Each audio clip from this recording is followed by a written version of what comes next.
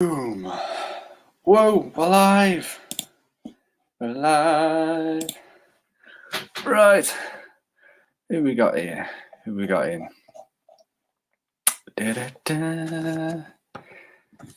Oh, we got Gary Newman, welcome in. Charles Nolan, hello. Natalie, I did see you then. Exploring Vin, hello, hello. What else we got? Captain Caveman, Explore Norfolk. Explore Norfolk, hello, hello. So, guys, tonight I wanted to basically do like a live stream on like security, basically, because I've got some footage that I want to show with everyone and get everyone's opinion on. And I've got some guests who are going to give some opinions on it as well, because obviously they've dealt with security themselves. So, shall we introduce, who should we have on first? Oh, one of these two. Hello. What's up, man? What's up? All right, nice. How you doing? Double trouble tonight, is it? Say again. Is it double trouble tonight? Yeah. How you doing, mate? Yeah, I'm all right, mate. Can't complain. Awesome. Yeah, I haven't been on for a while. I haven't spoken to you, so I thought I'd just hop on, say hello. That's cool, man. That's cool. Right. I think we're Gordon Ramsay in the room. What fuckers? Hello, sir. I cut my legs off because I love you, and I'm doing it as to show you I love you so much. I cut my own legs off, and I'm sending them to you in the post. Right, recorded delivery. You better sign for it because they will go off. They will go off if they're not. You know, they have to go back to the post office. They need to be put in a fridge. You know, to keep them. Matt. I finished now. What? Get out your library and get down here, man. Bollocks. You know why I can't. You know why I can't come. Don't know. Because I had my balls cut off for now. You having your balls cut off? Oh shit. Yeah, I'm having them cut off. I'll post those to you as well if you want. Oh, nice. Yeah. You can have all body parts. Full of pickles, yeah. You can have all body parts. I finished with them. Anyway, hello, Explorer Within, and what? How come you're not doing something then? We just arrived.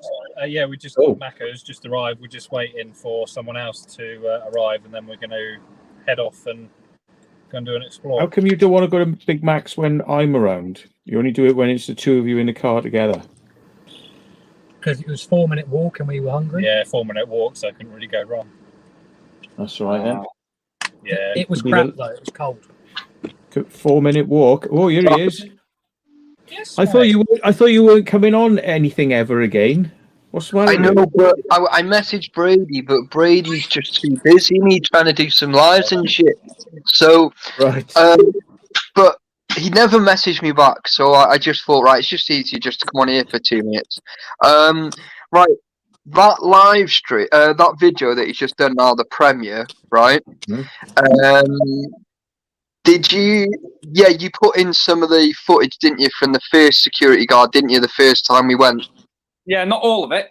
There's more. No, not all of it. No, right. But when we went back to security after we'd done the Explore the second visit, I recorded the whole lot on my phone, and I basically like just putting it in a quick thing. Like, basically, he accused me and Brady of breaking into the school. And when I told him that I have everything recorded, and he was like, "Oh, well, if it wasn't you, it must have been the kids." And I was like, "No, it wasn't, because those kids were not far behind us." And I said, we just kept coming in and out. Like, you know, we just kept, you know, they kept coming across the video and stuff like that. So I said, "You're not blaming them for it." And then he went, "Oh, well, there's 16-year-old girls in here, and there's old men and that. And I said, so what you're saying is that it's a knocking shop? No, I never said that. Well, you did. Do you know what I mean? And that's basically what you just said. They could get like a hotel if they wanted because they got posh cars and stuff. I was just like, what the hell? Then he started going on, didn't he? He was just like proper going on one. And I was like, look, mate, I said, you're just like a nonce, really, aren't you? Do you know what I mean? And he was just like, no, I'm not. I said, you fucking are. I said, you're letting little kids in here.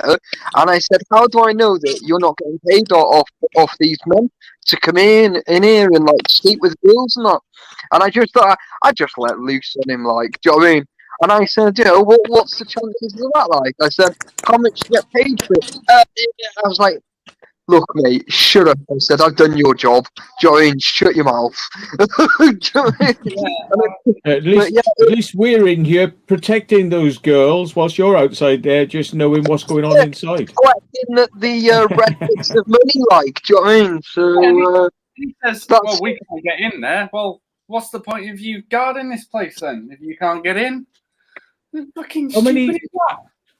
How many fucking 16-year-old girls do you know climbing through fucking up like a second floor fucking windows on a school? Oh, mate, it is a climb.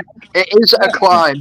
Yeah. Oh, definitely is a climb. Like, I thought I was going to struggle at first, and then like I couldn't watch all your video, mate, because like I was out and about and my phone died, and I'd literally just had a second job and that. Do you know what I mean? So I mean, no self-respecting 16-year-old girl would be seen dead inside one of those schools, unless, of course, they knew Exploring Within and Hidden Histories with Ray were in there, and then they'd be up there like a fucking flash, then, wouldn't they?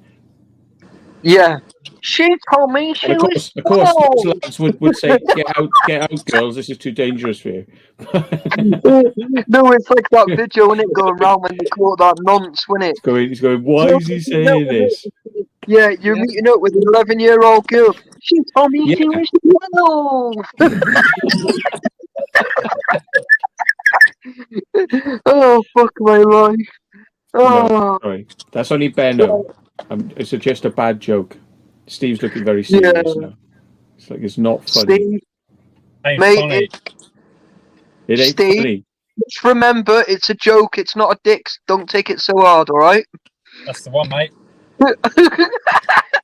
There was an elderly bloke outside who was going, there's all young kids in there. I bet it's like Exploring Within. They're all like just fans of his channel. They've all got to meet him and want a sticker. They want to wrap his wet knickers all over his eyeballs. Yeah. What? Anyway, mate, they're 16. It's okay. Not 15 and a bit. They're 16. Loads of 16-year-old girls in there.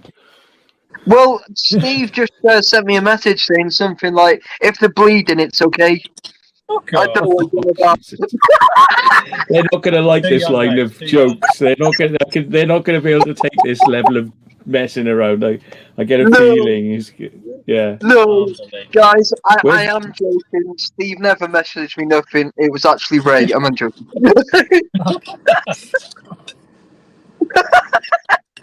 Bloody hell, man. Yeah, I know. Where's Benno when you need him? That's what I like to say. He's getting down and under with a 12. Yeah. Oh no, sorry, it's 10 minutes. 10. Sorry, Jesus, sorry. Don't want to get my facts wrong. Do you know what I mean? It was 10 years, wasn't it? Jesus Christ. 8-year-olds, like, offering them to come out on Explore. Brady, I'll message you in a minute. His phone actually went better quality then when he was receiving a call. Did you notice it was like suddenly the quality jumped up, but it was quieter, but it was actually much clearer? That's weird. Exploring Within's on mute now. Oh. Okay. They're speaking to Taffy now. Look, I bet you. They're speaking to Taffy saying, "Don't make jokes like that." I bet you they are speaking to Taffy now, having a telling off. Right. So the bit is right, guys. We're going to drop off. We're just going to meet our. Did you just bollock Taffy? Taffy? No. Did you? No, it wasn't. Oh, we were just going. Oh, he's just bollocked Taffy for making young kiddie jokes. Right. Okay. Yeah, I'm sorry. I'm sorry. No. Yeah, we'll catch you later. Just head on. Yeah, get the ready. They- So yeah, catch you soon, mate. They're both boring bastards. They've got steady girlfriends. He's married, and he's got a girlfriend. Boring. Anyway, so there we are. They're not Catch you available, later, folks. Bye bye. See you later. Yeah, they are available. I lied. Yeah. Both of them are available. Oh, Jesus. Yeah. So yeah, I don't know. You could have some. Oh, this is the first. oh, it looks like a Gav master. Yeah. A Gavus. There he is. Gavus. There he is. Yeah, so basically, this is. Can you hear it? Yeah. So this is the first bit that we went to a couple of days before, and then we went back. Well, I just wanted to show you the bit. Bit jerky. You bloody using Wi-Fi wireless, aren't you? No, I'm using the. I won't show your faces. There we go. Wi-Fi. You sure? I'm Yeah? using Wi-Fi. Get out now! Get out now! Sure. What's that? Just the way he reacts, he's like, "Get out now!" Get out now. He sounded like a woman. He does. I don't know his name because I didn't ask him. I don't want to. But look at him. Alright, He's got a bloody. He's got like as if he works in a department store coat on. There he is. Has he got his pens in his top pocket, and he's wearing a fucking tie? What the fuck? Exactly, mate. This guy's a fucking idiot. He's wearing a fucking tie, and he's a security guard. Oh my god! I've been crying before, nice and that. Yeah, but is he just just going off on one like an absolute tool? Yeah, he was. There's That's no like need that. for it. Yes, it does. But he No, it can't. doesn't. The Trust thing me, is, right? He can't get in there. They say well, he's literally. I'm not joking. They can only get into that bit and come out. That is it. So people are getting in. He's like, nothing I can do. When people are smashing up, well, what's the point of you being there? Seriously? And then they react like that, and they're like, we're not even in the bloody place yet. Oh mate, come on! I mean, you know the average fucking IQ of some security guards. I mean, you know, he's just enjoying himself being Mr. fucking I am God for the day. That's what it is. I mean, because they've got fuck all better to do. But if they want to speak to people like shit, then people are just going to go around the back and fucking take the piss out of him. Just get in round the back and just be like, fuck you. Taffy's laugh. It's just the bit, right? Where he said, what does he say? Here we go. You sure, yeah? What are you doing? Get out Get out now! Like, That is one friggin' emasculated fucking had his balls chopped off fucking voice. That is. Oh my god. like, What are you doing? get out now! I'm like, Get out now. who's that? It's just like fucking hell. I tell you what would have been the funniest thing is if somebody was actually on the roof going like this whilst he was talking to you in the background and he didn't know they were there. That would have been ace. I think there was that after that bit there was kids on the roof when we went back. So he's really doing his job well, isn't he? Oh, it wasn't him. It was a different person when we went back. Just like, Was there somebody? Was there somebody actually in the security when you went back in that little hut again? Yeah, he was, but we went round the back, basically. Yeah. But I mean, like, why are they bothering? I don't know. I really like if you watch the video later, guys, you can watch it and you'll see that he's literally just going round the outside.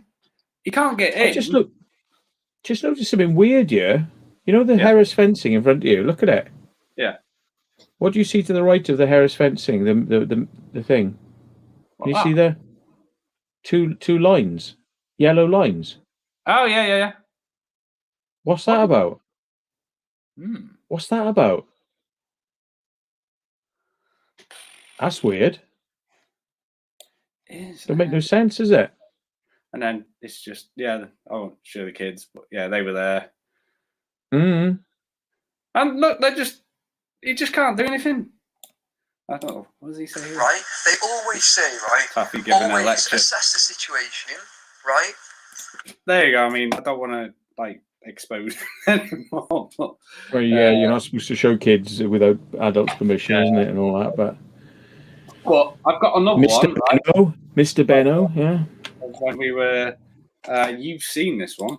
I think I sent you this one, but I should share screen. You know, are you using Wi-Fi or are you wired? I'm wired in, mate. Really? How come it's so choppy then? The video. I don't know. And are you using Chrome because you can share the audio inside Chrome? If you use Firefox, it doesn't come with the audio.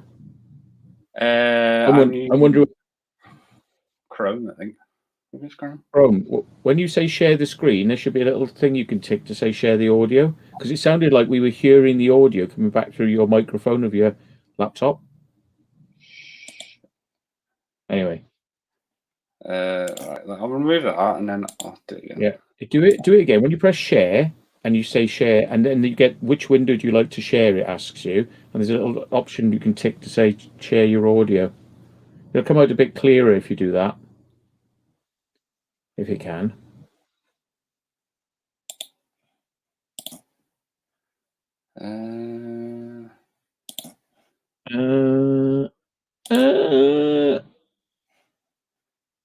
Should do now. Hang on. No problem. I'm saying what you're working for is wrong. This was at I won't mention the place, but this was at another place that we went to. You've seen this because I sent you the first little video of it. I think this is one you've seen. I think, but yeah, is this the place we tried to get into a couple of times and we've had problems with? Yeah, and then this guy comes out and calls us the D word, D head. Yeah. Like hang on. I'm not filming. All they're doing is. And do you know what? They're in a public place, mate. Yeah. That's all they're doing. We have to do it. Nothing's going online. It's just for your safety. Yeah, so it's like because you calling us dickheads caused us alarm, distress, and harassment. Alarm, distress, mate. Yeah, I would have gone over the ladder and done a citizen's arrest. I think Taffy was about to do that. Bless him. Yeah, he definitely caused you harassment and distress. You should have got over there and pinned him down on the floor, got his hands behind his back, got some cable ties out, hog-tied him, and called the police. Yep. Yeah. Citizen's arrest. There's 5 of us and 1 of him, and we were all distressed. Well, in the end, that guy there, the second one, he apologised. I went, yeah, sorry. I was like, well, okay, fair enough. You know, you've apologised. We shall walk away. That's fine. You know, it's the way they react in the beginning, like for that first one. He's like, get out and call them police. I was like, whoa. Hang on a minute. It gives us a chance to get in first. You know what I mean? So, yeah. Just to prove a point, we went back and got in there. What happened to Taffimus Gaimus? He said he was on his phone. I think he had his phone, wasn't he? That's right. Yeah, no, the other lads had to go because they were meeting prostitutes. So yeah. Good luck to them. They're going to show him into a hole. Into a abandoned school with 16-year-olds. Yeah, that's right. Primary school. Guys, I'm joking. No, infant school. You mean? Sorry. Yeah. No, we shouldn't joke. Shouldn't joke about these things because there are idiots out there who do stuff like that. That's all the guy was on about. Because Taffy's all got it on his phone. 16-year-olds being taken in. Well, why don't you stop it then? Yeah. You're on site. Why can't you get in there? No, we can't get in there. It's like, well, what's the point of you being here then? Let's get him. Ask him what colour underpants he's wearing. Yeah. And he'd be like, what? And you say, no, seriously. And he'd be like, why are you asking me what colour underpants? No, it's really important, mate. Are they red? And do they go over your blue fucking leotard? So, you know, your red cape with fucking Superman written on your chest. No, fuck off. Yeah. that day. Not me little security guards, but yeah. Super neighbor to the rescue. There's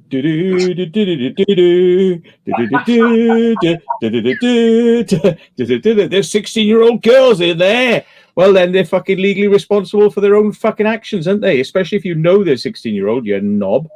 Exactly. He's like, if you said they were 15-year-old, then I'd be worried. I'd be calling the police for you, mate. But seeing as you say there's 16-year-old girls in there, how do you fucking know what age they are, Grandad? That's what I said. I said, are you been, taking a bit of a backhander there, mate? Yeah. All right. Yeah. Your mouth shut. I see what you're doing, mate. Yeah. Yeah, if they're 16-year-old, they can be arrested and prosecuted, in law as adults, not minors. So what's it got to do with you, Grandad? Yeah. The fact, he turned around and went, I heard you smashing the windows before. I said, no, I didn't. Want me. And I filmed everything going around that place. So it's just like, mate, seriously, just no. Just no. And then he goes on about these bloody girls again. I'm like, what the hell are you obsessed? Are you obsessed? Yeah, somebody who keeps on going on about girls, isn't it? Yeah. Yeah, I just thought, whatever, mate. What about young boys? Why is it young girls are going to get molested by old people climbing into a school? What about young boys? Maybe they get molested as well. Or maybe you think that only girls get molested. Fucking hell. What fucking century were you born in, mate? Fuck knows. I just don't know where they get these security guards from. They must fucking breed them or something. I don't know. Was he a security guard then, that bloke, or was he a neighbour? What, the one in that video? No, not the whiny voice one. The other one. Oh, because Taffy's got it all on video. If he sends it to me, I can get it. Was it because I saw some bloke who was walking down the road and Taffy said, "Oh, he's hiding behind a tree or something." I thought there was a different security guard on the day you did get in. Yeah, there was a different one. And this is the one you met, is it eventually? The first time we went, so that was like the first clip was us going there. Oh, security, yeah. All right. He was the bloke. Was he the bloke talking about the 16-year-olds? Not the one on camera, no. Right. The other one.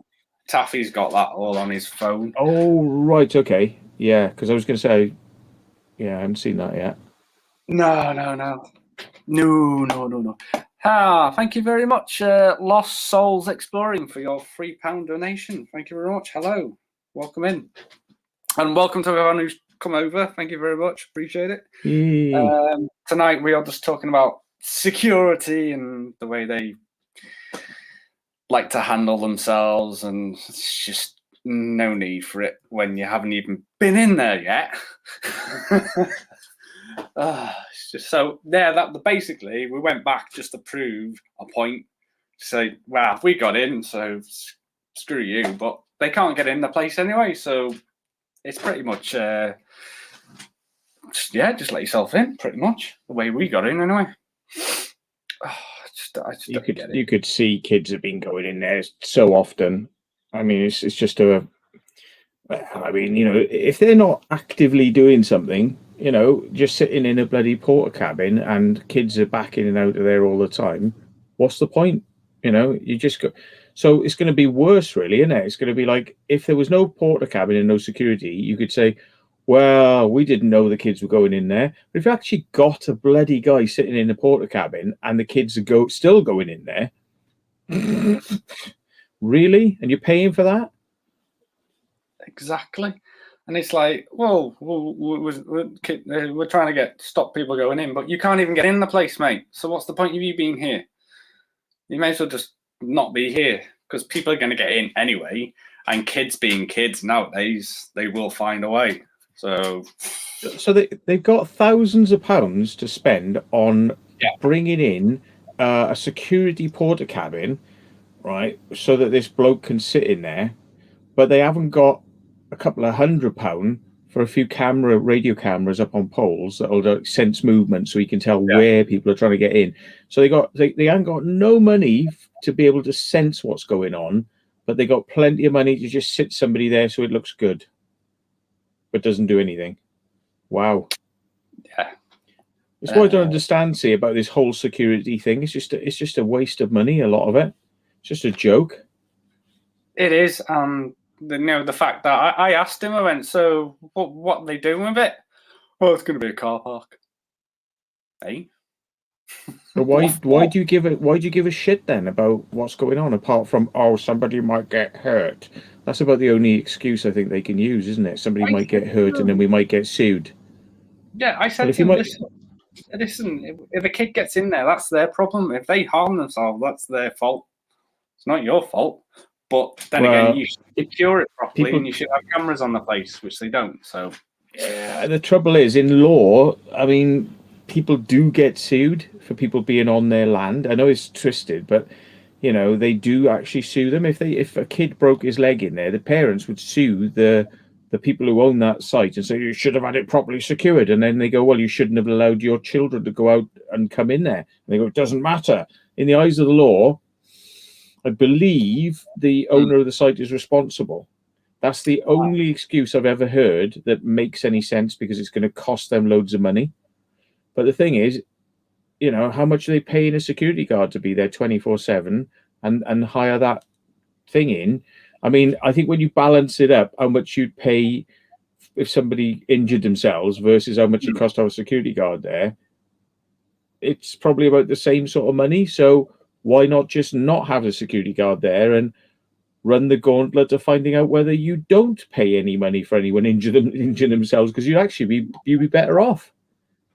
Yeah, true. Very true. I mean,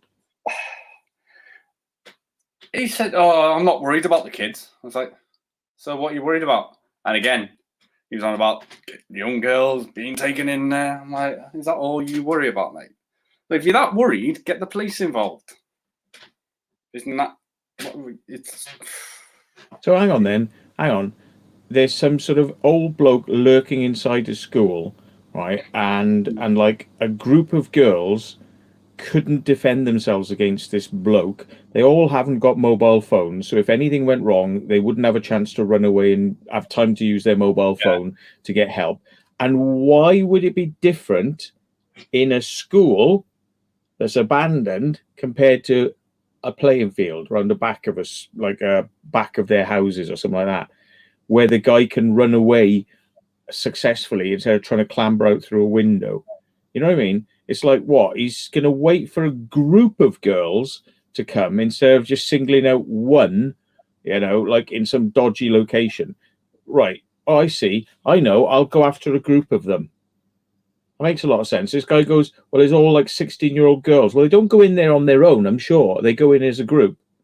So what? A pedo or a rapist is going to attack a group of girls? Does this guy actually thought out what he's saying? Because it sounds pretty frigging stupid to me. Like, I thought these rapists tend to attack individuals, not groups. Yeah. Whatever. And of course, trap yourself inside a school where it would be really easy for the police to like keep you in there until they got you. Oh yeah, that's number one thing I would think on a predator's mind is, where can I go where I'm going to get easily caught? Do you know what he said? Of course. Right? And which really shocked me. He said, oh, they go in there about 10 o'clock at night and don't come back out till 6. I'm like, so you know this and you're not doing anything about it. What the F are you... Seriously? What is going on in your brain, my friend? What is there lots of these paedophile blokes in there at the same time as these girls are in there? Why haven't the police been called? You know what I mean? If he knows so much about this, to know that there is going to be girls in there that stay overnight and predators, but nothing's done about that. Yeah, right. He's just talking out of his arse. I think. But it's just funny how he keeps on going on about like predators and rapes and young children and it's like, well, get off your fucking arse then, and shave your stupid fucking beard off and fucking get in there. You know what I mean? And Exactly, take your stupid department store coat off and your fucking tie and get in there and fucking become Superman and fucking stop it. Pretty much. I just thought you're obviously in on it, or you don't really care. One or the two. Ooh, he's like, "Oh, there's no, I said, well, what's the point in you being here? We're just here to secure it, and we have. You blatantly haven't, because people get in there, and we've said we've just been in there." And then he tries to accuse us of smashing windows. I'm like, mate, seriously, you want to go down that road? I'm like, come on. Whatever. It's like, God, just get a life, mate. Seriously, are you that thick that I would go round and film myself smashing windows? I said, look, you can look at my footage. I have it right here, mate. I haven't caused no damage. And you could hear it. We were stood there, right? And you heard a window go. We're like, yeah, it's kids. Kids is just, it's getting smashed up. It's bound to. And it was smashed up inside. So they obviously don't care, because the window we got through had been smashed in. So it just frustrates me. I was like, listen, mate, shut up and just go back into your little hut and pretend you're a security guard and deal with these 16-year-olds that are going in there with these guys who have really nice cars, who could afford hotel rooms, as he kept saying. Oh, they could afford hotel rooms, but they're bringing them to a dump like this. I'm like, oh yeah, why would they? Why would they bring them to an old school and climb in through a smashed glass window? Well, yeah, my friend. Just fucking. Oh, mate. You'd have to. It's like these. Yeah. Yeah, you'll have to see Taffy's footage, because he's got it. All right, okay. Send me the footage on my phone, dude, and I can get it onto my laptop, and we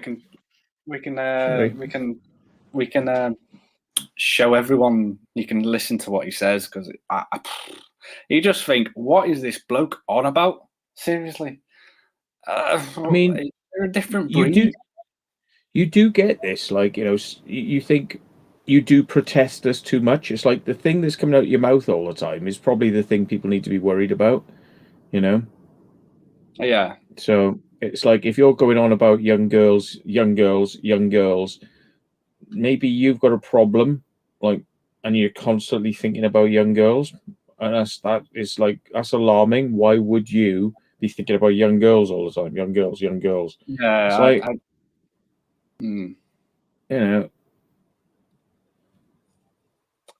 Yeah, alarm bells are ringing where you just think, seriously, dude, I think you're admitting to something here, dude.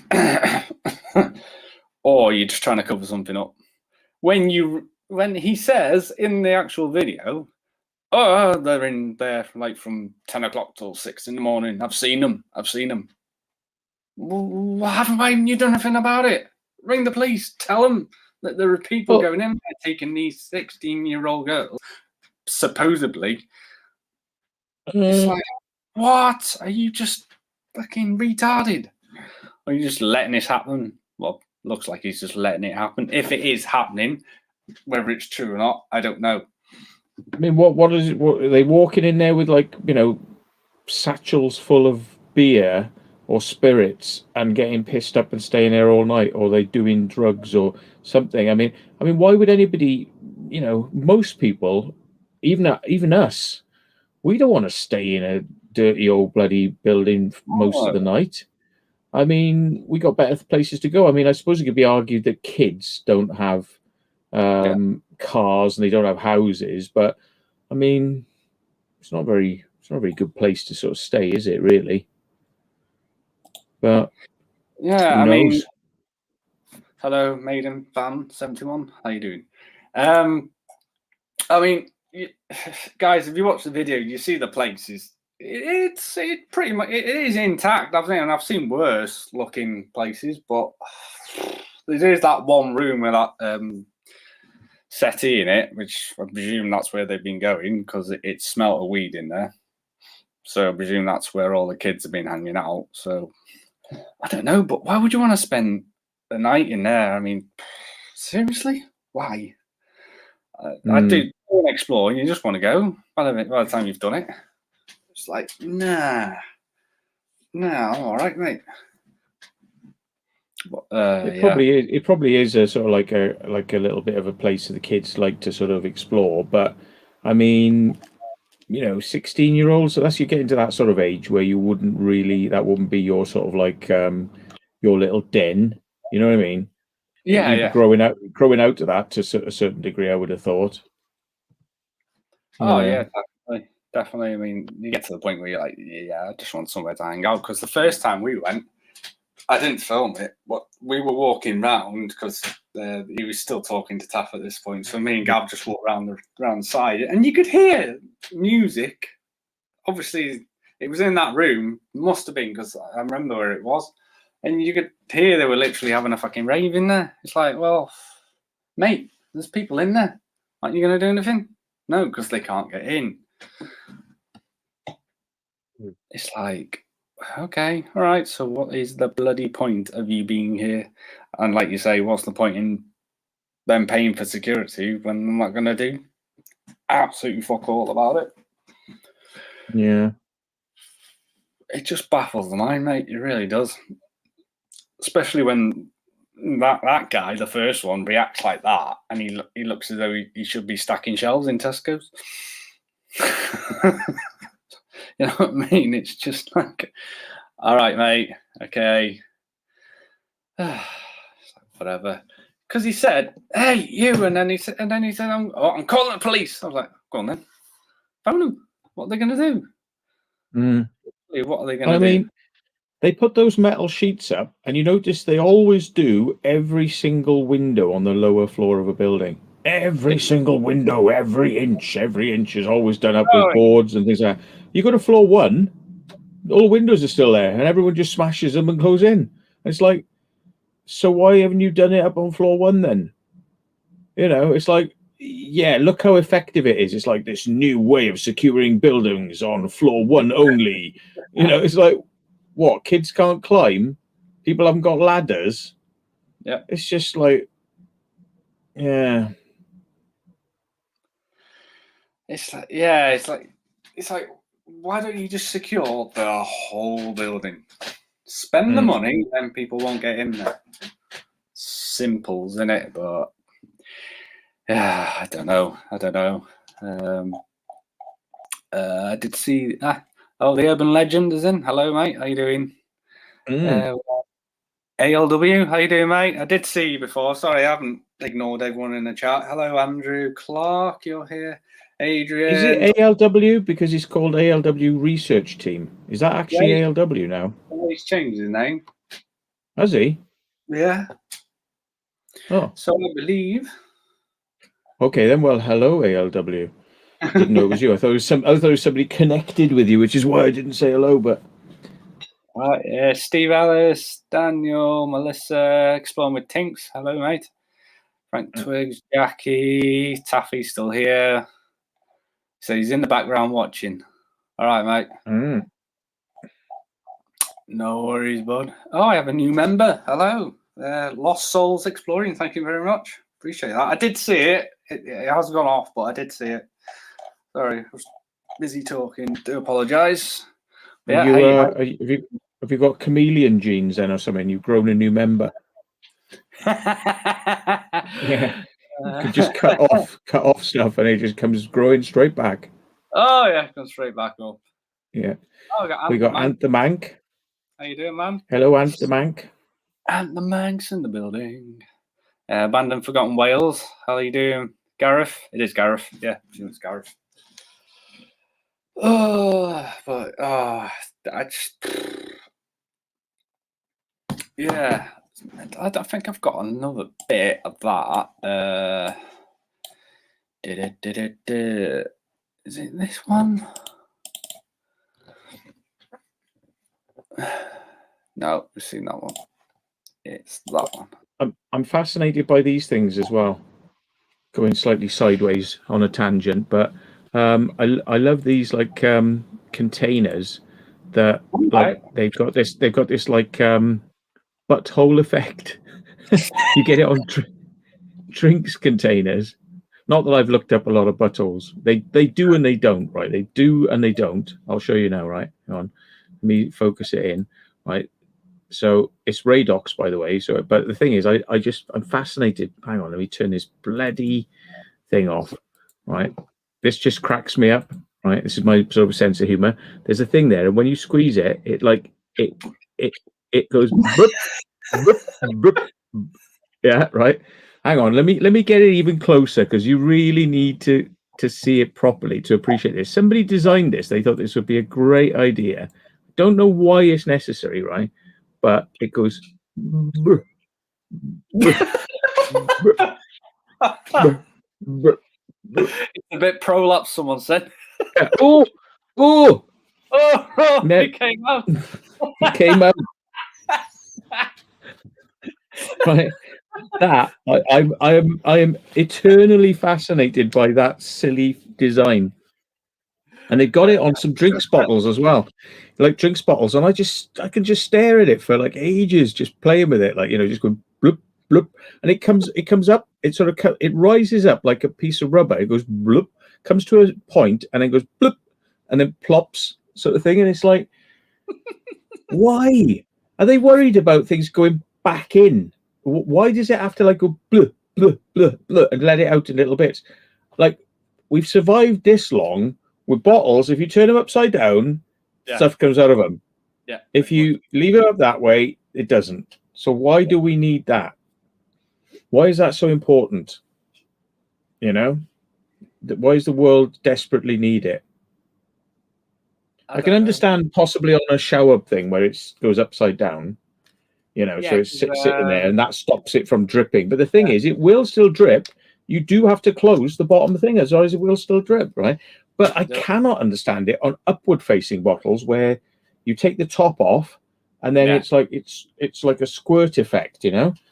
That makes no. Anyway, sorry, I sort of divert you off on a tangent there. That's all right, mate. Oh, I've got another member, Tim the Pigeon Master. Thank you so much, mate. Tim the Pigeon Master. You are a master. Mm. Hello, Mark Smith. How you doing? A lot of bum jokes in the chat. A lot of bum jokes. Yeah. Tim says that's my arse after a good session. No. Mine goes in like that. It's like it goes in. Right, so it's doing the flap, but it's inside, not outside. But yeah, that school was just it was a good explore. I enjoyed it. I really did. I have never seen Natalie. one. Hello, Natalie. How you doing? Yeah, it looks pretty good. Looks good. I've got a few places we can do. I can't talk about it, you know, in the chat, but a couple of things up in Preston and a few bits and pieces that look quite good, look quite interesting. Okay. Yeah. But did you know that this is possibly the last chance you'll ever have to speak to me? Oh God, yeah, you're going under the lifetime, all right? You right? Yeah, I'm going to be knocked out, general anesthetic, operation. So you never know. I could have stroke damage. I could permanent cabbage. They turned off the machine after like a couple of weeks.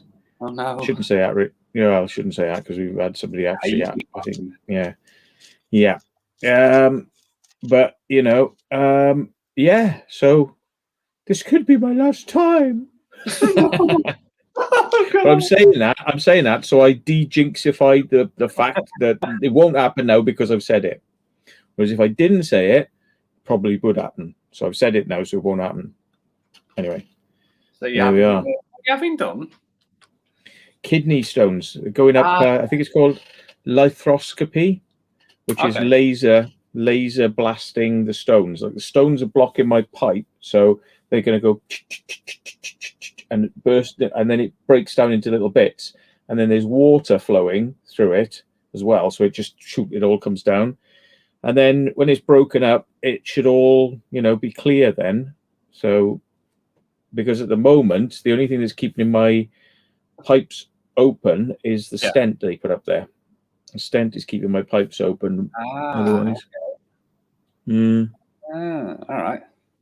Wow, I'm sure that it's just someone just said sex change. Yeah, that's right. I am. You having a snip? I'm one of these people, right? I'm not gonna be happy with one sex change. I'm gonna have a sex change, then I'm gonna change it again, and then I'm gonna change it again and again, because I want to be the #1 fucking sex changer in the world. Right? Guinness World Record for sex changes. I'm gonna have 100. Yeah. 100. Wow. 100 sex changes. Yeah.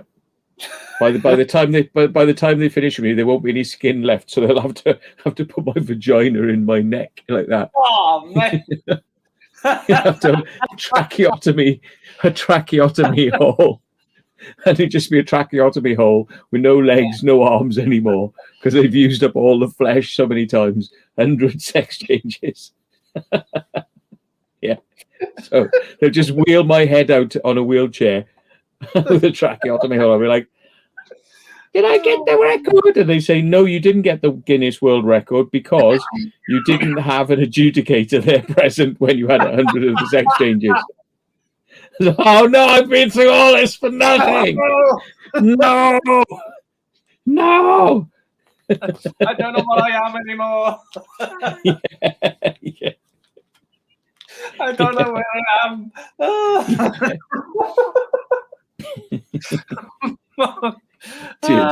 Sorry to go off topic, guys. Yeah. And I want all of these sex changes to be on the NHS. I don't want to pay for any of it, right? But I demand it as my right. I demand it. I must have these 100 sex changes, because unless I have those 100 sex changes, I just don't feel like my sexuality is correct yet. Okay. And my rights matter. Okay, I have rights. I want no.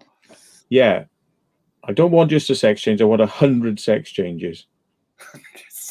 And when people refer to me, right, they're going to call me Lord, Mr., Mrs., Mr., Mrs., 100 times, right, before they get to my name and my surname. And if they don't treat me with respect, I will have them for sexual discrimination for not referring to me by my 100 titles. Yeah. Well, you've heard it here, guys. You heard it here. Yeah. What's the last explore we did together? Someone just asked. I can't remember. That was up in the racetrack place, wasn't it? The greyhounds and. Oh, and then we went to greyhounds. Oh yeah, 5 Ways. 5 Ways was the last one. Yeah. Up in Birmingham. Yeah, Taffy. Yeah, 5 Ways. Yeah, Christ, that was a long time ago. I was suffering with the old kidney stones then. Actually, I was suffering with it, but I was putting it, like as I do, like going, "It's all right." I could tell that night you weren't yourself. You were definitely not yourself that night. But bless you, powered through that. Fair play. I'm a lot better now when I go out. I'm not moaning so much about my back, which is really the kidney stones. It's not the back. It manifests like that. So, but yeah, just like sweating and feeling like, oh, so it's just, if you walk around, it makes it worse. Yeah. The reason I needed the loo all the time. Well, you want to see how much I need the loo now? I got these stents in. Boy, oh boy, bloody hell! When I need to go now. And I have found myself literally pulling over by the side of the road and just not caring if his car's coming past. I'm just like, oh God, yes. Yeah, yeah, because you can't hang on. Like when you want to go now, it's like got to go now. So yeah. Oh, it's one of them. It's like instant. No, you need to go now, kind of thing. Yeah. Pissing like a racehorse, indeed. Yeah, Steve. Yeah. I can imagine, mate. Friends of mine have got disability badges for less than that, right, in the past. And somebody said to me, "You want to apply for a disability badge?" I'm like, I can't do that. And they said, "No, you can." And then we were going through, and I was like, I probably could actually, because actually, yes, I do have to pee. And if you've got a problem where you've got to pee quickly and you've got to be close to a toilet or closer to somewhere, you can have a disability badge. So you're just like 50 steps more close to the ASDAs than you were before. Because those 50 steps, folks, that means everything. Oh, it makes a difference. Oh, yeah. So, yeah, apply for a I might do it. I might apply for a disability badge. Yeah, I have to pee all the time. I need a badge now. Yeah. I need to be able to get to the front door, and I need to be straight in. Yeah, either you give me a fucking disability badge, you bunch of fucking wankers, right? That's how you got to put it. Dear cunts in charge of humanity, I demand a disability badge immediately, right? Otherwise, I want you to pay for Depends nappies for me, for a supply of Depends, because I'm going to be having to wear nappies. So give me my badge. Oh, adult nappies, yeah. Adult nappies, yeah. Yeah, you should have got some from that care home you went to. Yeah. Fairly comfortable, actually. Not bad. Yeah, I can never get that image out of my head, but yeah, fair dues. Yeah, good laugh, that. Oh, yeah, definitely. You gotta have a laugh, innit? You gotta have a bit of a laugh when you're exploring. Isn't there a nappy tax? You got to be kidding me! It's an essential item, innit? What? It can't be a nappy tax. I'm gonna have to search that. It's probably trolling us, you know. Nappy tax. You're actually living here.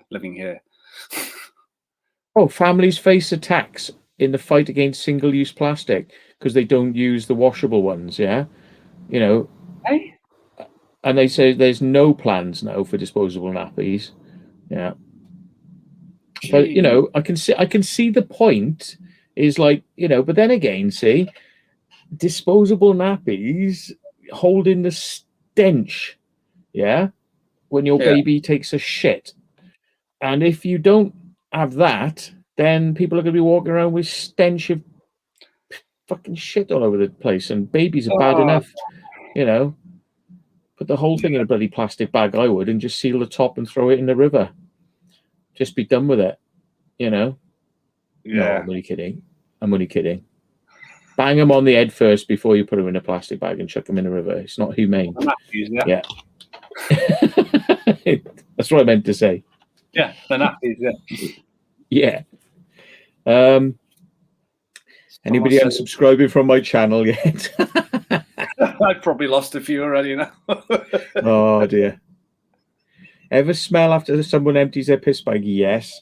I have friends who have colostomy bags as well, and sometimes the sticky that sticks onto them comes a little bit loose, and they don't realize sometimes when they're full. Yeah. Because they themselves go like, oh no. It's like, oh, and they like, quick, I've got to go to the toilet, you know. And they have like a little emergency pack of things they carry around with them, you know, sort of. It's not an easy one to deal with, but yeah. Someone says, Mick Spanner says lorry drivers are wearing nappies too. Do you know what? That wouldn't surprise me, because obviously they do long journeys, so. Especially Urbex lad Yorkshire, he looks like the type. Yeah. Yeah. Yeah. Urban lad Yorkshire. Yeah. I haven't seen him for a while. Is he still alive? Is he? Yeah, he was saying he was going to quit. I think Taffy was saying he's going to quit. Only the other day, Carl from Exploring with Carl was saying he was going to quit, and then he did a. I've been around for 3 years, like, he's doing it tomorrow, I think, Friday night, because I've sent him in like a thing. Yeah, so Urban Lad Yorkshire, there we are. Yeah, but the thing is, all these people who go like, "Oh, I'm going to quit," you know, You know, it's like exploring with Danny, you know, like his channel. He's always like, I've had a guts full of you all, I'm quitting. And they never quit. You know. Nah. Don't say it. Don't say it unless you really mean it. Yeah. Yeah. People will not take you seriously otherwise. I'm done. I'm done. I mean, if you're done, you're done. I totally get it. But I mean, I know Taffy's not doing any lives for a while. Like on his channel. Apart from when he comes on you. Yeah. But I think he's just taking a break. He's having a break on my Urbex one for the. Oh, okay. No worries, Taff. Tom on a mission is asking you a question. He says, is toilet exploration an important aspect of any explore? I'm sure he's asking you that, not me. Is toilet exploration well, depends if you need to go or not. When you gotta go, you gotta go. But most of them are smashed up. Yeah. They're smashed up or they're filled to the brim with about, you know, like 200 attempts at crapping on a pile. It's like a pigeon pile.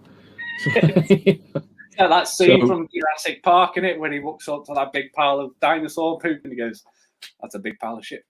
Yeah. Pretty much. That's what it's like. Yeah. You see and go, "Oh, yeah, okay." Yeah. I'll just find a bush easier. The thing is, right, I mean, we all live in hope when we go out that we will find a toilet that's serviceable. Yeah. 9 times out of 10, the water's not working, but by the time you found it and you realized you could possibly sit on it without catching some horrible disease or put paper down on it and do it, right? It's like, because when you got to go.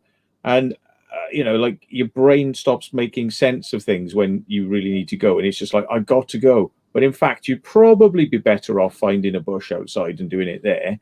But when you're in a building, you're in a building. And it's like, to get out of the building is going to take such a long time.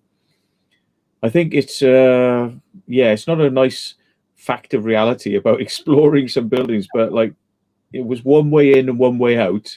And it's taking you half an hour to get there. You're not going to go walking half an hour to find the toilet. He just, someone says, mark your territory, pretty much. You just, is what it is. And you know me. I mean, people don't like me because I'm quite outspoken. But I mean, it's like what they don't. It's like what they don't talk about. It's like what a lot of they don't talk about going to the toilet on Star Trek, do they? You know, because it's like something you don't talk about, but it's a reality. Even the Queen has to take a shit. You know, and when she has to take a shit, the security have to go and check the toilet beforehand, and they usually send letters to the places that she's going saying, "Can you please immaculately clean your toilets?" People get these like phone calls saying like, "Can you please immaculately clean your toilets?" just in case the Queen needs to go, right? Because if she wants to go, you know, she don't want to go in like your grot bag, you know, average grot bag bloody toilet that hasn't been cleaned in ages. You know, can you make some effort? These conversations happen behind the scenes before the Queen comes to check a place out. I didn't know that. Wow. Yeah. Okay. Little known fact, they ring ahead, and there's requirements. Like if you've got the Queen coming, do this, do this, do this. You have to have Secret Service turn up, security service turn up. They'll check the whole place. Then they'll check it on the day, you know, and it's like, yeah. And if the toilets aren't up to a good enough standard, they won't let it. She'll come out and go to another building. You know, it's like they won't let the Queen have a dirty dump. Like Dirty Dancing with shit. I've had the shit of my life. It's never felt like this before. I was full. Now I'm empty, and I owe it all to you. No, I've left it all for you. Yeah. Oh, dear. It's totally unscripted, this, folks. It's like there's no fucking autocue. We're not Donald Trump, right? Fucking yeah. Oh, Jesus Christ. Yeah. Oh, Christ. Good, yeah. Yeah. Everyone, no one will be able to watch Dirty Dancing never again now. I've actually got photos. I've taken some photos, which I'm a bit embarrassed to ever show, apart from other Urbexes, right? It's like there have been experiences where like I've done something and then somebody's been like there and I've gone, "Oh, what's that?" And I pointed at like a big pile of shit and they're like, "Oh no," and I'm like, oh, "I'm sorry, you know." But the thing is, they're like standing like within feet of it and they don't even know it's there, and I'm like, and then you go, look at that, you go, oh. Yeah. And I have a couple of times I've done comedy shits on Explores, but these are not easy things to talk about. Apart from one, right? I tell you about one. It's a comedy shit I've done, right? I was in a building and there was a television on the floor, and I took a shit on the screen of the television, right? And then when some people came through the room, I just waited for them to get close to it, and then when they were getting close to it, they went, "Oh, look, somebody's taking a shit on the TV." And I went, "Yeah, there's nothing but shit on television these days." Yeah. Yeah. Yeah. So, you know, this is the dark side of the Secret Vault you don't always see, but, you know, yeah. Oh, yeah, Taffy. I mean, yeah, one place that me and Taffy went, and we were in a room, and there was, I think, pretty much a working toilet, and he was like, "I need to go." I was like, "Oh, fucking hell, all right, okay." I literally sat there waiting for it. It's like, hurry up. Yeah. I've got to go now. Yeah, he was like, "I've got to go." I was like, "All right, okay, just shut the Can door." you hold my hand? Hold my hand like Mummy used to. I can't go unless you hold it. Hold my hand. It was just like, Squeeze my hand harder. yeah, hold on, I'm holding. Oh, God. Yeah, well, the door was shut, so it's fine. I didn't see it. I mean, some of these places where I've been forced to have an emergency dump, I mean, I are so grotty. And like, I don't know if anybody's ever tried squatting for a shit. I mean, it's like some people who are not used to camping and things like that, squatting for a crap. It's not as easy as it seems at first, right? Because you're at a weird angle you're not used to. And also, like, I have to make sure, and I forget sometimes, because it's like, you know, you pull your trousers down, but you have to make sure that you've pulled your trousers out of the way and your feet are well apart, because I have pissed on my leg far too many times to want to admit to. You know, yeah. You There's know, a technique to it, guys. There is a technique. there is a. It's not easy. No. You know. Crazy Tika, thank you so much for your £5 donation. I'd invite the Queen to my toilet as long as her staff cleaned it first. Okay, yeah, no worries. But thank you so much for your donation. Appreciate it. Thank you so much. Yeah. So that's for a portable toilet. Yeah, like the one I found when we went to a quarry, and I sent you a picture of it. I was like, we had a Portaloo in the middle of a fucking quarry. How? Yeah. Jesus.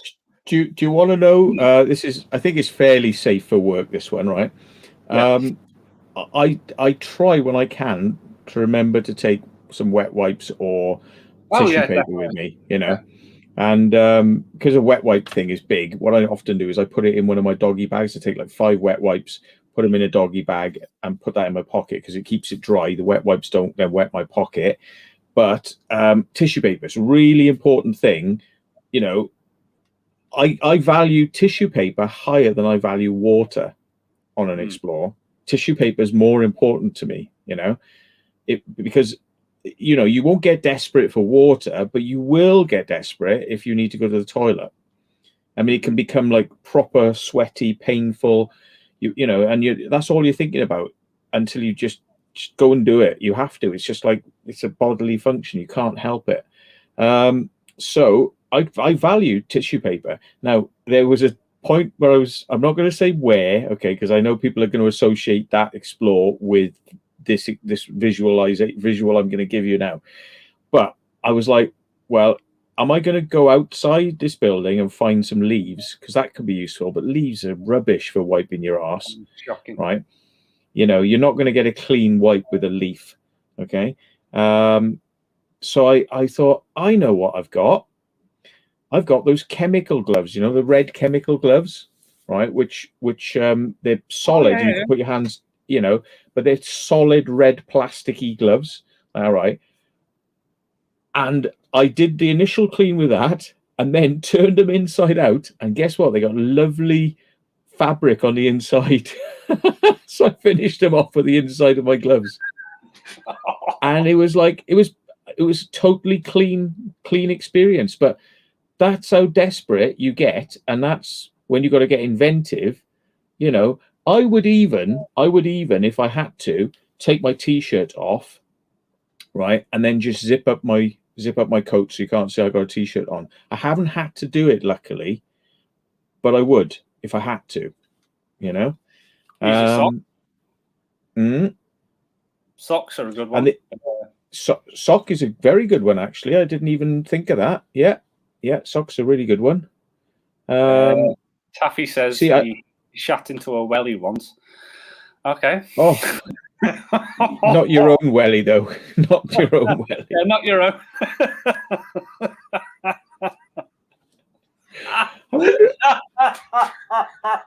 Oh, mate. Imagine if someone went, "Oh, what's that?" As he put it on. Oh, mate. But there's this Natalie saying, "What is this conversation?" I know, but it's the reality. It's the stuff you don't see behind the scenes. It's like, you know, like a desperate moment. And I always say to people, like, I drive in the car, I'm drinking coffee, you know, and like your body kind of, your body knows when you're going to get to a destination, and your body starts like saying, by the time you get there, it literally, your body knows. Yeah. And it says, right, I think you're going to get there in an hour. So 10 minutes before you arrive, your body will start going, you're going in a bit. You are going. And then you get to the Explore, and of course, everyone's like, hello, hello. And it's like, right. So you start walking, and it's going to be about that time when you're just starting to walk, right? Or if you get in the building, it's going to be very soon after you get in the building. You know, and I don't know what it is, like, you know, I'm often in a rush, so I don't want to pull off at motorway services just before or whatever. I forget a lot of the time because, like I say, you don't need to go until you're just at your destination, which is the wrong time. If your body just said like, oh, I want to go now, and you're halfway down a motorway, oh, I'll pull off at the next services. That's great, you know, and that'll be good. I think I'm thinking, that's really good because now I'm not going to need to go for ages. That's what you think, you know, you'll need to go because it's like, you know, it's like your body just times it so that when you arrive, it wants to go. Yeah, that's the way I feel anyway. It's like, you need to go. I'm like, I've just got here. Come on. But yeah, it happens to me every time. It's just like your body just goes, well, yeah, you're here now, mate. You need to go. What? I've just literally got in. Yeah. And you're like, okay, quick, trying to find something, and yeah, and it just. I mean, measures then. You know, I usually just say, "Give me a minute, folks," and I just pop off around the corner and I do it. And I usually try and do it where I'm not on a path, so that some unsuspecting person is going to walk on it, because we all walk down paths. We're like bloody sheep, you know. We follow a path. And I will go into the bushes and stamp them down. And I've quite often had my arse stung by stingy nettles. Ooh, yeah, and stung me on my bollocks and stung me on my arse. You know, that's happened quite a bit. But it's just the reality, yeah. Before you start to explore and enjoy yourself exploring, you have to take care of some business. Yeah. Hey, Laura's in the building. How you doing? You all right? Hello, Laura. Unless you're one of these people who starves themselves. I know some people who starve themselves and they don't have breakfast and they don't eat. And you say, well, you haven't had any breakfast today. And those are the people who probably don't need to go. But like when I go in the morning, I have, you know, cereals, and I I have tea, and then I might have like a little snacky thing whilst I'm on a drive, especially if it's like 2 hours worth of driving. It's boring, you know. And then by the time we get there, yeah. But there we are. It's realities. Yeah, your body's just gone, well, right, you've eaten it. It's coming back out again. Oh, thanks. Cheers. Yeah. Yeah. What is it? Duck Skull Crack says, I had to ask in a group chat once, does a bear shit in the woods? Because I do. So I've just got into. I think no, isn't it? Does the Pope shit in bears in the woods? The Pope shits in bears in the woods. I think it is, isn't it? The Pope. Yeah. Pope literally grabs a bear and shits in it. Yeah, something like that. Yeah. Oh no, does the Pope fuck children and does a bear shit in the woods? That's what it was. Yeah, that's right. Yeah. Ah, right. Okay. Yeah. 2 months. 2 morning. My 2 bears, 1 cup, or 2 bears, 1 Pope, rather. 2 bears, 1 Pope.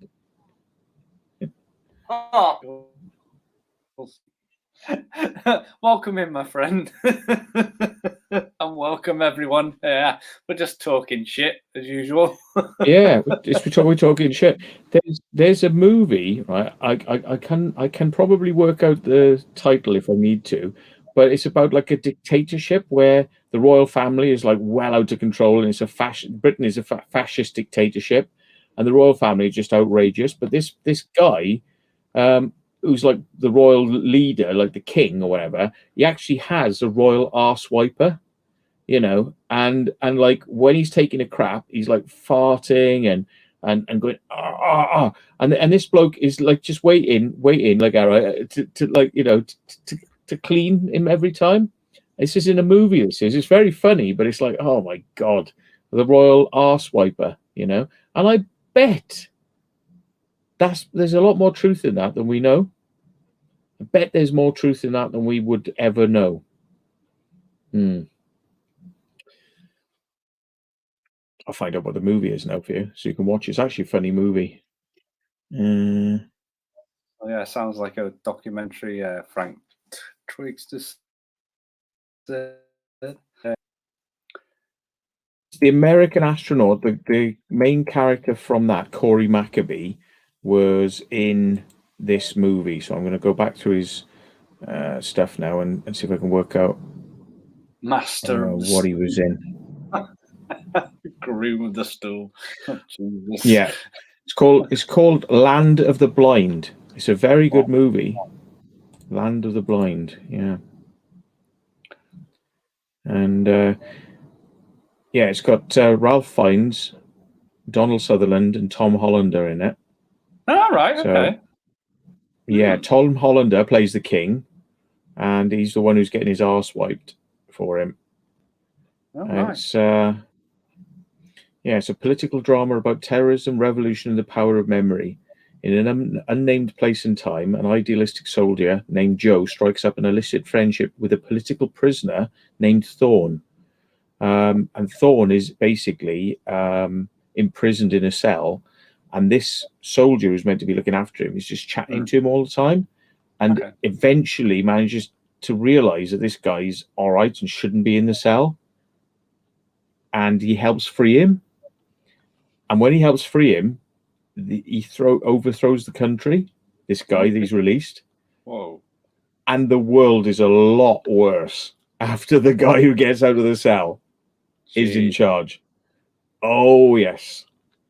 Oh, yes. It's worth seeing because it's like a very twisted kind of view of like reality. It's very twisted, you know? Okay. Yeah. Yeah. You have Land of the Blind.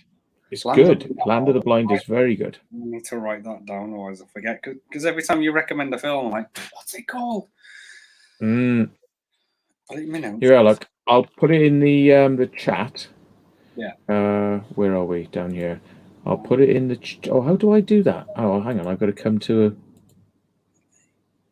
yeah, I've got to find where we are now. Oh, there we are. Right. If I leave it in here, Right, let me move that over here so I can find it easier again. There we are. That's the link for it.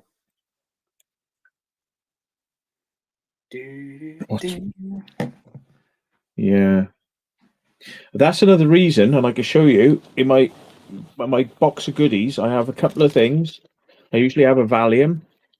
I usually have a couple of beta blockers for emergencies. Like you're just about to be arrested by the police. Quick, take them now so you can have a nice night in yourself. Right, yeah. And I also have these great things called Imodiums. Oh, yeah. Imodium Instants. And I carry a load of those because there's nothing worse than being on an Explore or out at a live event or, you know, something where you really want to be focused on what you're doing and you do not really want to be experiencing diarrhea for the next 2 hours, you know, when you're around people, because it's like you're constantly going to be back and forth the toilet, and then you might as well just stay on the toilet and everyone's going, where is he? Where is he? And you don't want to be doing that. Imodium kills diarrhea. So if you've never heard of Imodium, you should go and get some because it's really good. But don't get it often, but when you have diarrhea, you certainly know it, don't you? So, yeah. Luckily, never been on an Explore and really needed to use them. Or come close. I've sort of thought, ooh, am I coming close here? So I took one and then never felt anything more about it, like, you know. But I think that's an important...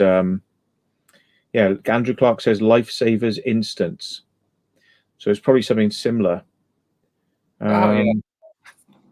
It's a bit like people who get when they get acid indigestion, they probably carry around a load of acid indigestion things. Like, well, actually, I've got some on my table, Rennies, which I haven't taken in however long. These have been sat on my table for like 8 months to a year. Why don't I put them somewhere? I don't know. It's just like all the other junk on my table. It's like, why don't I find a home for all this junk on my table? Like I got lights and torches and wires and I got so much stuff. I got memory cards. I got Venkman, which I was going to put on my thing, on my clothing. I got this needs to be chucked out. That hasn't got anything in it. Just so much stuff, and literally, I just put my hands on top of all the junk and just type on behind the keyboards behind it. But rather than clear it out so it's no junk, I just get used to like putting my hands down on the junk, and I just carry on. I am a bit insane, I think. Yeah. So, nothing wrong with that, mate. Better than being normal. Well, can I show you all the junk now? Like, show you the junk card. It's all my junk. Just sit there, video edit. Look, you know. See what I mean? It's just literally just put my hands on it, just on the memory card as well. Just put my hand on the memory card. Just like, you know, I'm an idiot. And luckily I've got trousers on because otherwise you'd have seen my knob by now, which is like probably wouldn't have even realized I was just about to show you my knob. But I am often not wearing anything. I just happen to be wearing something tonight. Another little fact. Yeah. Don't panic. I'm wearing pants as well. Don't worry, guys. I'm going to make some effort to put this stuff away now because now I've said it. Natalie says she'll come and organise your house for you. Oh, people say that, and that frightens me. The thought of somebody putting all my stuff away and then I can't find it. Well, you obviously you look as though you have like a little system going on there, so you obviously know where things are. I do, yeah, I do. I know where most things are. It's funny, you know, like when the police came, it's kind of like I knew, even though there's nothing. Hang on, let's make sure there's nothing on here with my address on it because I've done this in the past. If I wave my camera across my table. Let's take you on a voyage of discovery. This is completely unnecessary, right? This is so unnecessary. This is what's all on my table. It's mouse. Oh, you've got the yeah. Look at all this stuff here. Right, something for a drone that I'll probably never use. Tons of torches, microphone. This should be in a microphone box with microphones. Card. This is like 1,500 quid's worth of graphics card that somebody gave me. They didn't even realize what it did. So they gave it to me. I mean, there's a scanner. There's this. Look at this. A 3D camera. They took two 2D cameras off my desk. They were just sitting there. One camera there. One camera there. They took those, but they didn't bother taking the 3D camera for some weird reason. Why? I don't know. It's just like junk. It's just all junk. This is like this thick of junk. So there's stuff underneath there. You know, it's just like crazy, and that you can't even the stuff you can't even see here, like the, you know, yeah, it's all junk. I'm not a very neat person, really. Or I'll say this: I'm not a very neat person when I haven't got people around. You know, I'm neater when I've got people, but I've kind of haven't bothered with people for a long time. I'm antisocial motherfucker. I don't want anyone coming around the house now. So yeah. But you're neat. I know why you're neat, because you live at home with parents. And therefore it's this thing of having people around. So therefore you make the efforts because you don't want to be untidy. But yeah, when you don't have anybody around, you get into this kind of like, just chuck it over there. It doesn't matter. Nobody's going to complain. Nobody's going to tell me off because it's my shit. Yeah, I was the same when I was living in my own place. But yeah, I was the same. Wasn't that tidy. Just chuck it. Just chuck it. Yeah. Everything. Yes. I had a desk the same. It was just everywhere. It was just like, yeah, sorted out. I knew where it was. I'd be like, where's that thing? Yeah, it was there. There it is. Because I knew where I chucked it. But yeah, I mean, I try. Well, obviously, I'm in my parents' house, so I've got to keep it tidy. But yeah, I mean, I'm saving up to move out, so hopefully next year that will happen. Yeah, all right, okay. Taffy says he won't let him send the video. Oh, don't worry about it, Taff. If you want to pop on, mate, pop back on, dude. Save your faffing around with that. But we will get the gist. He was talking about underage girls, and he just didn't care, really, to be honest. It's a weak sort of argument. The police often use this as an excuse now why they need to come in your house and take your hard drives and all this sort of stuff. And it's like, but without any evidence that somebody has done anything wrong, they need to take your hard drives to find out whether you're a pervert. Yeah. But they don't know that until they take your hard drives. So the thing is, it's like, well, we've come to arrest you for, I don't know, smashing your car into somebody. But we're going to come in your house and take your hard drives to find out whether or not you're a pervert. And it happens all the time. People don't really understand how common this is when the police decide, like, they're going to come in your house, take your hard drives for something that's completely unrelated. And they're just looking for something because they, if we can't get in for this, then we'll get in for this. That's the way the police operate. That's the way their mindset works. And, it bores me. It bores me just to buggery. But, yeah. And I've never really had a great affinity for watching porn, but I certainly, after experiencing what the police do to people, and I've had it myself, where they take your computers and they look through them with a fine tooth comb, I wouldn't dream of using a computer to look at porn. I mean, I see what I find on other people's computers when I repair them, and it like, oh God, these people have got no clue, But it's like I wouldn't dream of using my computer to look at porn. I don't want a computer. I don't. Yeah, I don't mind talking to you all day about weird sex stuff that's happened to me in the past, and the shit on the doing shits on Explorers, but porn, it's boring. I don't get much from it. I know a lot of people do, but I don't. Never fucking. It's just the most like brain dead sort of thing you can have on film. I think personally, or photographs. It's just like, what do people get from that? It's like wanking. It's like, Jesus. That's it. Over and done with, and you think, okay, yeah, all right, move on. Yeah. So I can say with some confidence, I don't think you'll ever hear that the police will have come to my house and fucking found a hard drive full of porn. You know what I mean? And if it ever happens, right? If it ever happens, one thing you'd be hearing is fucking the bastards have planted it there, because I have not got that stuff in my house. But yeah. Yeah, I mean, fucking porn's everywhere on the internet anyway, so it's so easy and accessible. You just do it on your phone if you wanted to.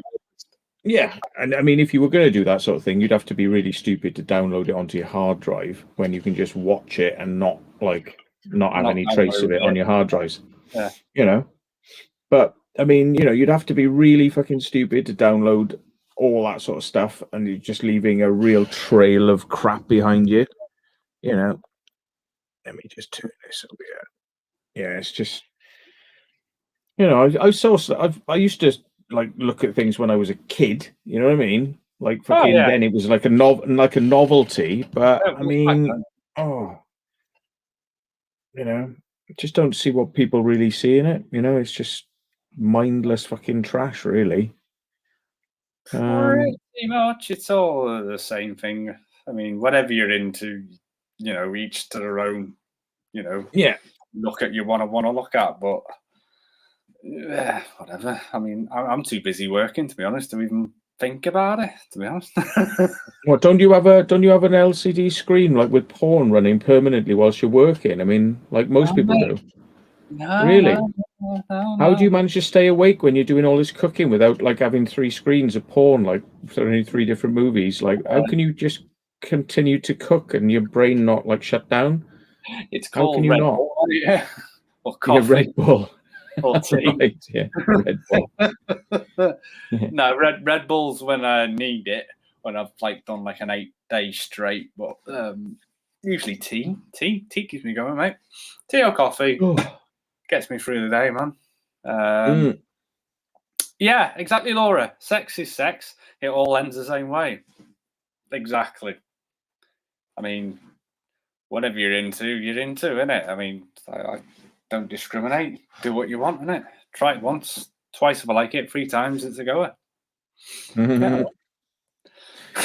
I did catch a whiff of one thing though which was kind of funny. I if anybody wants to be boring enough to go and have a look at it, but I did see talk about some Ghostbusters. They did a Ghostbusters porn. And it wasn't half bad actually, because they'd made the effort to do the special effects, which surprised me, because it's like, oh my god, it's a porn where they actually spent a couple of moments thinking about it rather than just like getting straight to porn, which is like what most porns are about. It's all about like how quickly can we get to the porn and how long can we stay on the porn. There was actually people who were wearing costumes and they were chasing ghosts, and they had like the stuff from Ghostbusters, and I'm like, they've actually made some effort with porn added in it as well. But it's like, oh my god, it's about the only thing I think I've ever seen where I thought there was a modicum of effort being put into producing it. But I can't say I actually bothered to watch it all. I just fast forwarded through to, oh look, there's another. I was looking at how much effort have they made to do the special effects. It's like the porn comes on, I'm like fast forward. Oh my god, look, they have made some effects. Forward. Whilst the money shots are all happening. No, I'm not interested. Show me some Ghostbusters. That's what I want. I just want to watch the film. It's not the sex bit. Come on. Yeah. If they can make stuff like that, they could make a decent film, you reckon? Because I mean, I've seen some where you think, wow, that's pretty high production for a porn film. I'm like, what? No way. I know they used to try and incorporate that into what was it called now? Penthouse magazine or something like that, which was like one of these like old school. I don't even know if those things exist now. I don't know. Do magazines still exist, guys? Anyone in the comments now? I don't know. Probably, yeah. It's all online now, isn't it? Most of it. Yeah. But the thing they used to do is they used to make movies which were very X-rated, and they would probably have actual porn in the movie, but they were like filmed, with actors. I remember seeing Sir Laurence Olivier in one of them. What was that? Caligula, I think it was. Yeah, there's some very adult themes in that. and there's like the clean edition, and then there's the very much more porno edition of it, which is like, and this is what they would do, they would do it like that, because there's a whole story woven into it of like, it's a bit like a Game of Thrones. There was a lot of like weird, twisted sort of like sex stuff in Game of Thrones, but they would always allude to it but not show it, and sort of they were always like hinting at it but not showing it.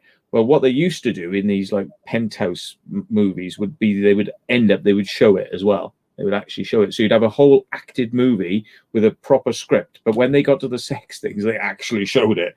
It was like, oh, right, okay. Fine, it's a bit of a head scratcher here. But at least it was a proper artistic way of going down that route rather than just like, wham, bam, thank you, man, with a fucking home camcorder and calling it like, I don't know, whatever they call them. Yeah. Big tits and big anal intruder 55, volume 55. God, now you're going back. Jesus Christ. The old VHS. Anyone remember them? Yeah.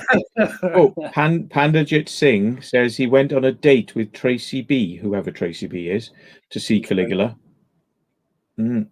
Tracy B. All right. Okay. Fair enough. Yeah, Full Addo says, JB, I don't know who he's talking about, but he says, I bet you found some old mags in pillboxes. I remember finding porno mags or being told where there was a stash of porno mags when you were a kid. And it was somebody stashed a load of porno mags in a place. And oh, yeah, so did I. I found them everywhere. In bushes and parks, stuff like that. Yeah, and then I went to Italy and I realized that unlike in the UK, where all the pornos are at the top shelves so kids can't get to them, they're at the lowest shelves in Italy because they're for the kids. They're full hardcore porn, penetrative sex, all that, right? And you can go in a shop and buy them because they're not considered. It's considered healthy for young teenagers to want that sort of thing. Literally. So there's absolutely no reason that you can't go in and buy a porno mag when you're a child. It's down there for you. It's down there for you, which I found a bit weird. But you could buy it, and we were all giggling about it when we were on a skiing trip. Like, we were all like, hey, look what I just bought. Yeah, look. And we were all like, ha, ha, ha, ha. But we were all scared shitless to bring it back in case we got stopped going through customs because it would have been classed as illegal. Oh, fuck, yeah. Jesus. Again, I wasn't interested in it from the point of view of what it contained. I was just interested in the fact that you could buy it as a child in Italy. Nobody seemed to give a shit about it. It's a bit like Japan. They're a bit extreme out there as well. They really don't give a shit. Well, they obviously different laws in different countries, isn't it? They really relaxed on it. Obviously, over here, it's like, no, can't show that. No, because I remember at one point they couldn't show they had like plastic coverings over the front of them. I do remember at one point because it was like, no, you can't show that in shops. No, not allowed. Dan did not. Are you serious? Because I can't say I've ever heard this statistic. The Vatican own 90% of the porn world. What? Now that I wouldn't be surprised that a conspiracy like that actually existed. Like these, we're so prim and proper, but actually we're twisted fucks, like, because the whole of the Catholic churches seems to be about, like shagging kids, doesn't it? So, that's the way it appears. That wouldn't surprise me, to be honest. Yeah, because I do know as a fact that the Vatican have got an age of consent is something like 11 or something. Is it? Yeah, and they've got rules because even though they're in Italy, they've got like their own rules, and they've been asked many times why don't they change this to make it more like in line with current thinking, and they refuse to. They refuse to do it. Hang on. So Vatican, because it's a country. It's not just a city. Vatican is its own country, so it has its own laws. Vatican age of consent 12. Oh, hang on. The age of consent in Vatican City is 18 years old. Bollocks. The age of consent is the minimum age. It wasn't. Hang on. No. Oh, here we are. The Vatican State has its own criminal system based on the former Italian criminal code called the Zanardelli Code, issued in 1889. Provides that the age of consent is set at 12 years old. Yeah. So why did that thing say the age of consent in Vatican City is 18 years old? That's weird. Yeah, the age of consent is 14 years old for girls and 16 for boys when they're married. So they can get married at 14. That's what they're saying then. In Vatican City, you can get married at 14 for a girl, but you'd have to be married. What? But you could only have sex with a boy who was 16. See, this is why this is all fucked up, right? Yeah, but I've heard it's 12. I've heard this a few times, or 11 or 12. That's why I said it. Here we are. There's a petition. Why the fuck is there a petition in the UK to raise the consent of age, the age of consent from 12 in the Vatican? Hang on a minute. Like, why are we petitioning the UK government to raise the age from 12 in the Vatican when it's a different fucking... It's got fuck all to do with our government. Got nothing to do with us. It's nothing to fucking do with this. So what the fuck of the... What? So what was the reason that it had 3 signatures and it ran for 6 months? Jesus. It had 3... Hang on, right? That means, right? That means that the person who thought this was so fucking important to put it through to the fucking UK government, which is preposterous, right? Right? Yeah. Didn't even have 2 friends that he could ask to fucking sign the signature, right? What? That's his 2 mates, right? His 2 mates and him. That's it.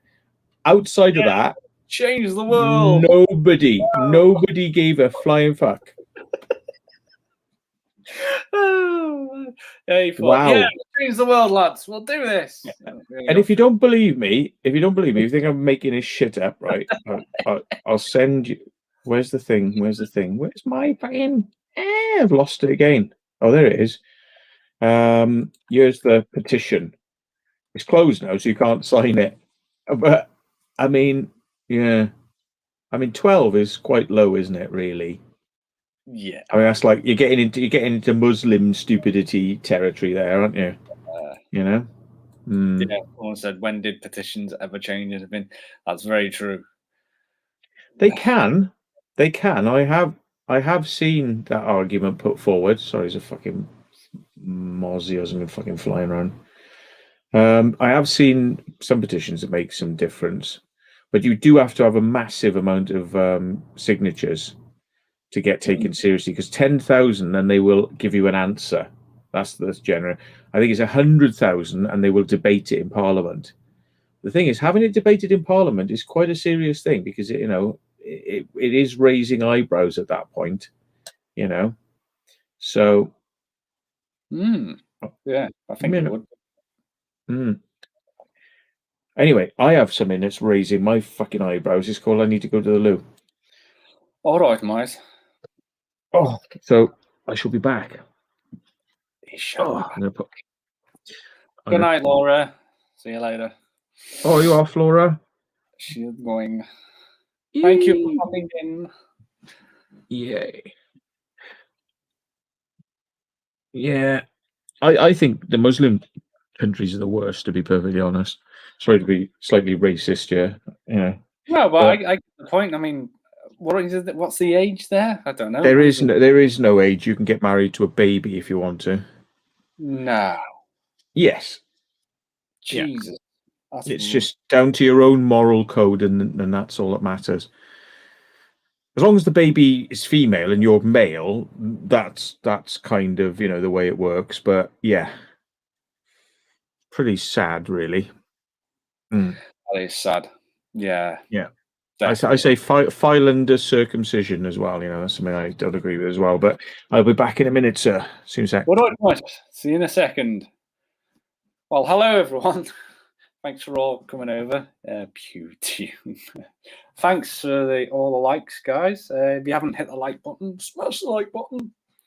We have 64 likes. Let's get that up. Yeah, and if you're new here, subscribe. I'd love to see you back. That'd be amazing. If you haven't checked out my latest video, which is up, to the abandoned school that me and Taffy went to. Really good. But yeah,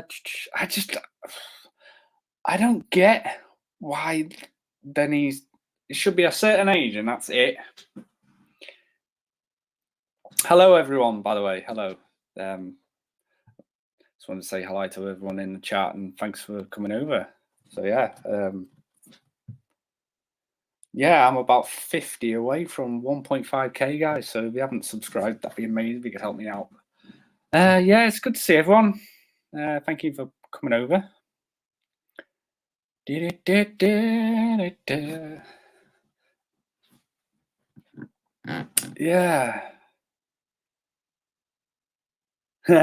Okay, mate. Thank you, Daniel. Appreciate that, man.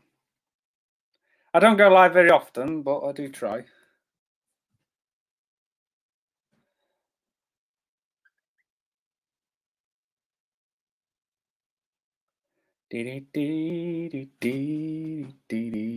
Yeah. Oh, he's back. Oh. Should we do a clean restart for the show and just not talk about anything filthy now? I don't know. I just downstairs I'm like, I love talking about stuff like this, but I just don't know whether it's a good idea sometimes. I hope I can talk about anything. I don't give a shit. Yeah. Right. I need to go to the toilet now, so I shall be back in a second. I need to go and relieve oneself. Yeah. So we were doing relay piss party. Relay. Yeah. I hand my baton to you, sir. Oh, thank you, sir. I've got it now. I shall be back, guys. Yeah, you better bring it back soon. Oh, bye. Yeah, I need it.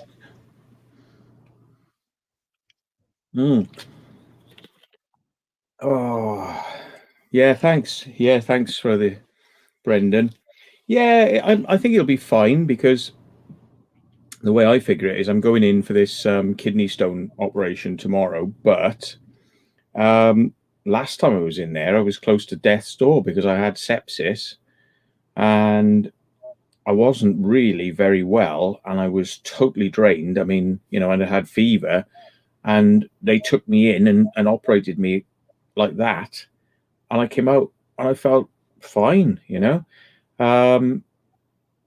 So if I'm feeling 100% going in there, which I am, I'm feeling 100%. I reckon you can only that's going to be a walk in the park, isn't it? So I'm fairly confident that I'm going to have absolutely no problems in there at all. I think it's going to be fine. Just might be a bit like, they've just stuck loads of things up my chap site. Might be a bit achy, a bit stingy. That'll just be like for a day or so, no worse than I've been putting up with for a while. So, yeah, I reckon it'll be good. No, I think they're going to leave the stents in. They're going to leave the stents in until they've done everything and then they get removed. So, yeah, I've got quite a bit more work to do. Taffy says I'm off for a poo. Does anybody else want to talk about poo experiences? Come on. No, I said we were going to stop now, didn't we? Yeah. What's poo that? Time. Taffy said he's off for a poo. Oh, he's off to the Yeah. Make sure, right, you always tell us when you're going off to the toilet and give us a review, like a score out of 10, you can give us a score out of 10. Yay. Oh, look, I'm back in the library now. Yeah. Yeah. You like on the side, front, or over angles? Ooh. I've asked this question to embarrass people in the past. Go on then, because you can always tell them a better way. Just from the old back, lean forward, and that's the way I do it. Yeah, pretty much. Oh, I kind of come in from the side, but do you go? See, we're back on it again. Do that, don't they? Some people lean forward. I don't know. I mean, is there a technique to this guy? Yeah. Well, I think if you're a lady, you probably want to be thinking about going from front to back, because you don't want to be coming up that way too much. If you're, it's not so bad for blokes, but yeah, I would imagine. Anyway, right. On that note, yeah. And on that note, yeah. Mm. So, back onto the subject of security, guys. I don't think I shared this one before, but this one I think Gav sent to me. I'm sure Gav sent me this. I think it's this one. Yeah, this is 2 minutes long, but yeah, it's pretty much his angle from it. I mean, this guy literally came out and called us dickheads, basically, and it's like, whoa, what are you doing, guys? So yeah, there we go. The thing is, he calls dickheads. Yeah, at the end of it, all I'm saying is, we saw you. Yeah, it's my first time meeting some of them guys today. I've just come just to document history. I don't have no fucking other hobbies, bro. I'm fascinated by the architecture, mate. We all live in fucking chicken pens. That's embarrassing for the council. They don't make stuff like very this. Very opinionated, this guy. I've just come for some fucking pictures.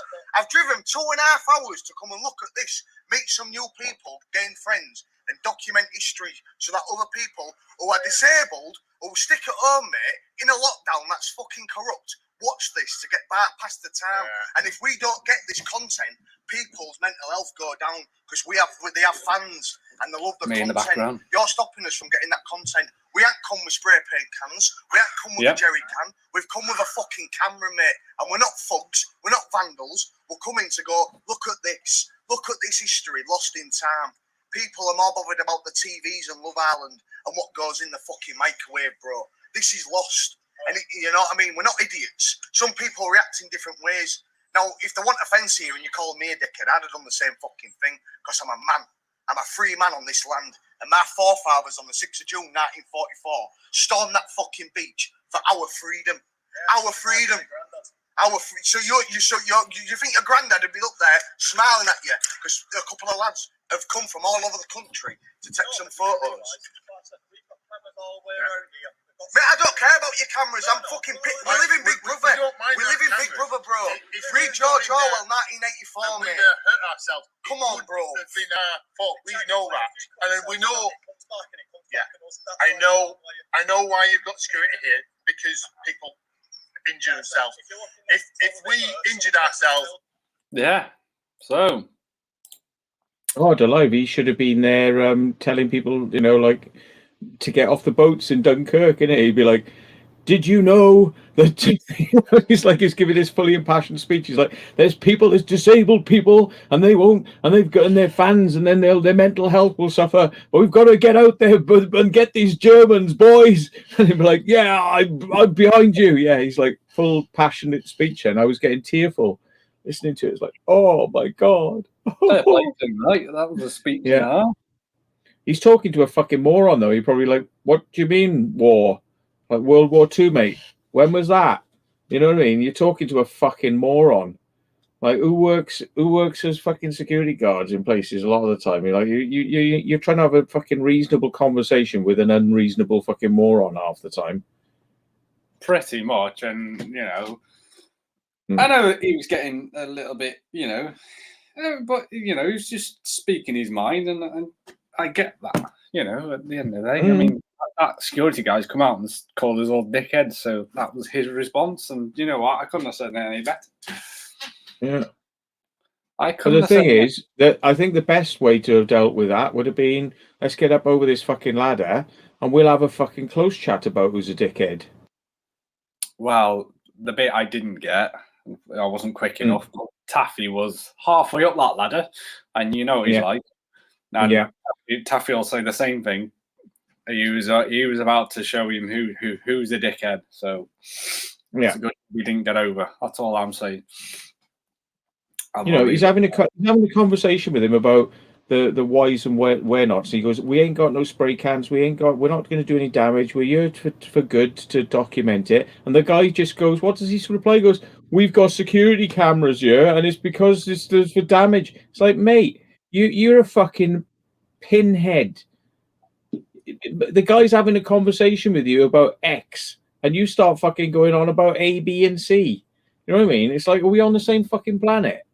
It's like, all you're interested in is, I have got cameras, and I am a security guard, and I'm gonna get my money, and you're gonna make me come out of my box, and I don't want to come out of my box. Do you know the strangest thing is we were there for about an hour and a half before he even came out. So what was he been doing for an hour and a half? Just watching. Yeah, he's probably watching you and decided when they were going to come. I mean, I tell you what, though, at that location, right, somebody definitely needs to push those fucking cameras over. You know what I mean? They're massive, tall cameras with hydrogen power cells on the bottom of them. Fucking push them over. Push the fuckers over. They got far too much money. Why is that place sitting like that and been like that for how many fucking years? The reason it's gone to rack and ruin is because people have just sat on it, i.e. the owners, i.e. probably the church. You know what I mean? It's a fucking disgrace. They're employing security guards. Yeah. Why aren't they fucking doing up the building or fucking making it get done? Yeah, it's a massive. They're prepared to spend money on security guards, but they're not prepared to allow the place to be used. Exactly. They spend all this money putting all this bloody fencing up, all these cameras, and they just let the building just fall apart. They're like, no one's allowed in there. It's falling apart. Well, if you did something to the building, it would not fall apart. Are we just clutching at fucking straws here, or what? I mean, the equivalent, how stupid it is to me, right, is like what they should do is Wembley Stadium, right? They should fill it with 100,000 people, right? And they should put that building in the middle, right? And instead of having football, all 100,000 people could jump up and down and go, yay, and watch the building collapsing. Yeah? Because that to me is like the stupidity of it. You're going to all this effort to just let the building collapse. And all the people on the outside, the CCTV, all the people coming to see it, everyone, we're just like spectators. So why not put it in fucking Wembley and just be done with it? Like, just watch it crumble to pieces. Like, just get a fucking yay. And it'd be like fucking, it won't be England versus this. It'll be like fucking, go on, roof falling, roof falling, roof falling. Because that's what it seems like they fucking want. You know what I mean? The quicker it happens, the better. Come on, roof falling. Roof falling. Oh, go on, walls. Bring the walls down. Bring them down. Yeah. Bring them down. Yeah. Fucking, it's just stupid. It's just really stupid. It's instead of just happening like quickly at a sports stadium where you can watch it happen quickly, they do it over 30 years. You know what I mean? And then have security there and fences and fucking this and fucking that. And it's like, really? You do it over what? Just accelerate it. You know what I mean? Just accelerate it. Bring it into like, because you're prepared. This the amount of money they've spent over those 30 years to secure the place, have security cameras, companies come, companies go. If you add up how much money it's cost them, that would probably be the sort of money you'd be paying to fill a fucking stadium. Oh, easy. You know what I mean? Easy. That's how much it would cost. Yeah. And that's the sort of money they're spending. Yeah. I mean, that building is huge. Just allow us to look around it. At least document the thing before it does eventually fall down, because it will. Because they're not doing anything to it. They want it to fall down. That's the thing. I mean, until it falls down, you know, they won't get planning permission to do what they want to do. No, exactly. And, you know. Do you know what he said to us, right, at the end? He said, oh, if you want to see a bunker, you go up this lane. And we're like, okay. What? You've changed your tune? Oh, do you know what? And I did hear him say it. He said, oh, if you'd had asked, I would have let you in. All right. But you could have said that in the fucking first place. Nah, they wouldn't have. They like saying that. No, they wouldn't. He did say no, they wouldn't, because they never do. They never, ever do. I think he just said that because there was 6 of us and there was only 1 of him. Yeah. And I think in the end, he was like, yeah, there's more of them than there is of me, because I think there was only him there. Yeah. No, the thing is, I think these security guards, you know, they take the piss with their attitudes. And it's like, well, you know, if you're going to take the piss with your fucking attitude, why do you expect us to be reasonable with you? You know? It's like... video. Taffy, am I right to show this? If he's here. He's still in here.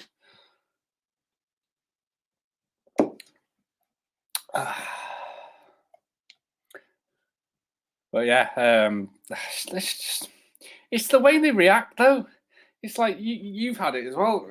Who the fuck are you? What are you fucking doing here? Like, whoa! What the fuck? They want to fight, don't they? Because they think they're tough nuts. You know, they're in their world. They're tough guys. Yeah. And then as soon as you fucking give it them back, they're like, "Whoa, okay, wasn't expecting that."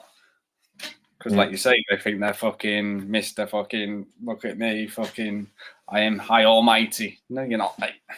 When you got 4 security guards, like when I was at that Wilton Manor place, you know, and they were tripping me up and fucking taking the piss and all that, you know, like, oh, you seem to be falling. Oh. Like, all right. It's like, well, how would they like it if there were 4 of us and 1 security guard? Then they behave themselves then, and they're all nicey then, you see. But I mean, the thing is, I don't know of any urbexers who would punch a security guard, but I do know a lot of security guards in a group who would punch urbexers. See, because this is the difference. Security guards are usually wankers, right? Yeah. A lot of the time. Yeah, they're wankers, right? Some take it seriously and are professional, but a lot of them are just low-paid wankers, right? And they get off on this kind of like power trip. Now, I know, don't get me wrong, I know a lot of people who are working as security guards, right? I do know a lot of people who are doing it. But they're not the sort of people who go out of their way to single you out, get you away from the crowd, and try and hit you.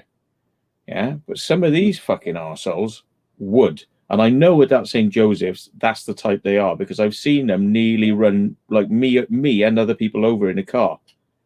You know, oh, they're gunning. They're fucking gunning.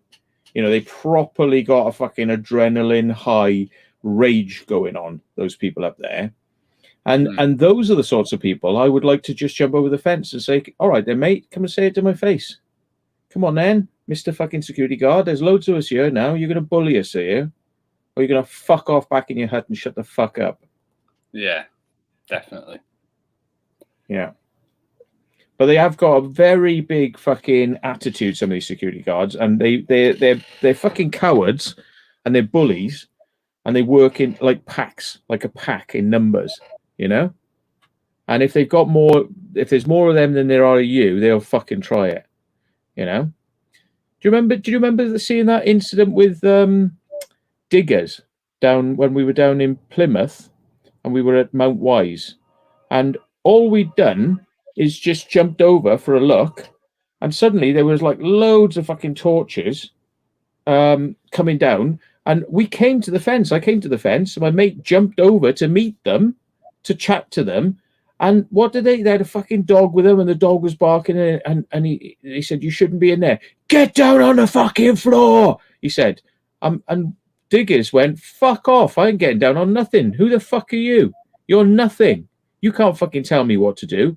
And he's like, fucking get down on the floor, get down on the floor. And he's like, fuck off. I don't have to fucking listen to what you say. Fuck off. Jumped up little Hitlers, get down on the floor. Who the fuck do these security think they are? And there's a bunch of them, and they're all just trying it on. Trying it fucking on. Get down on the floor. Really? I'll put you down on the fucking floor if you don't shut up.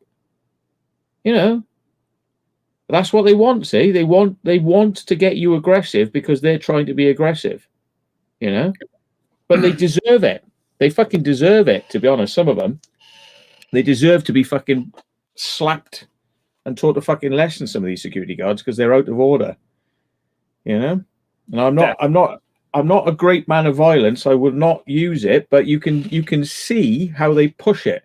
And they push it and they push it because they want you to do that. You know? But they're arseholes. They're fucking arseholes. And they should not be doing those jobs in a lot of cases. They're the wrong people to be doing it because they're not stable. They're not mentally stable. You know?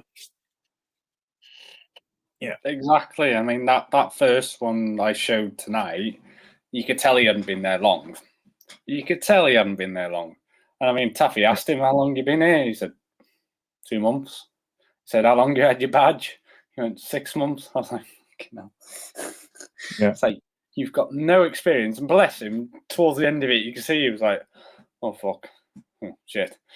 But I think it's the way they react, though. And it's the first thing they say, isn't it?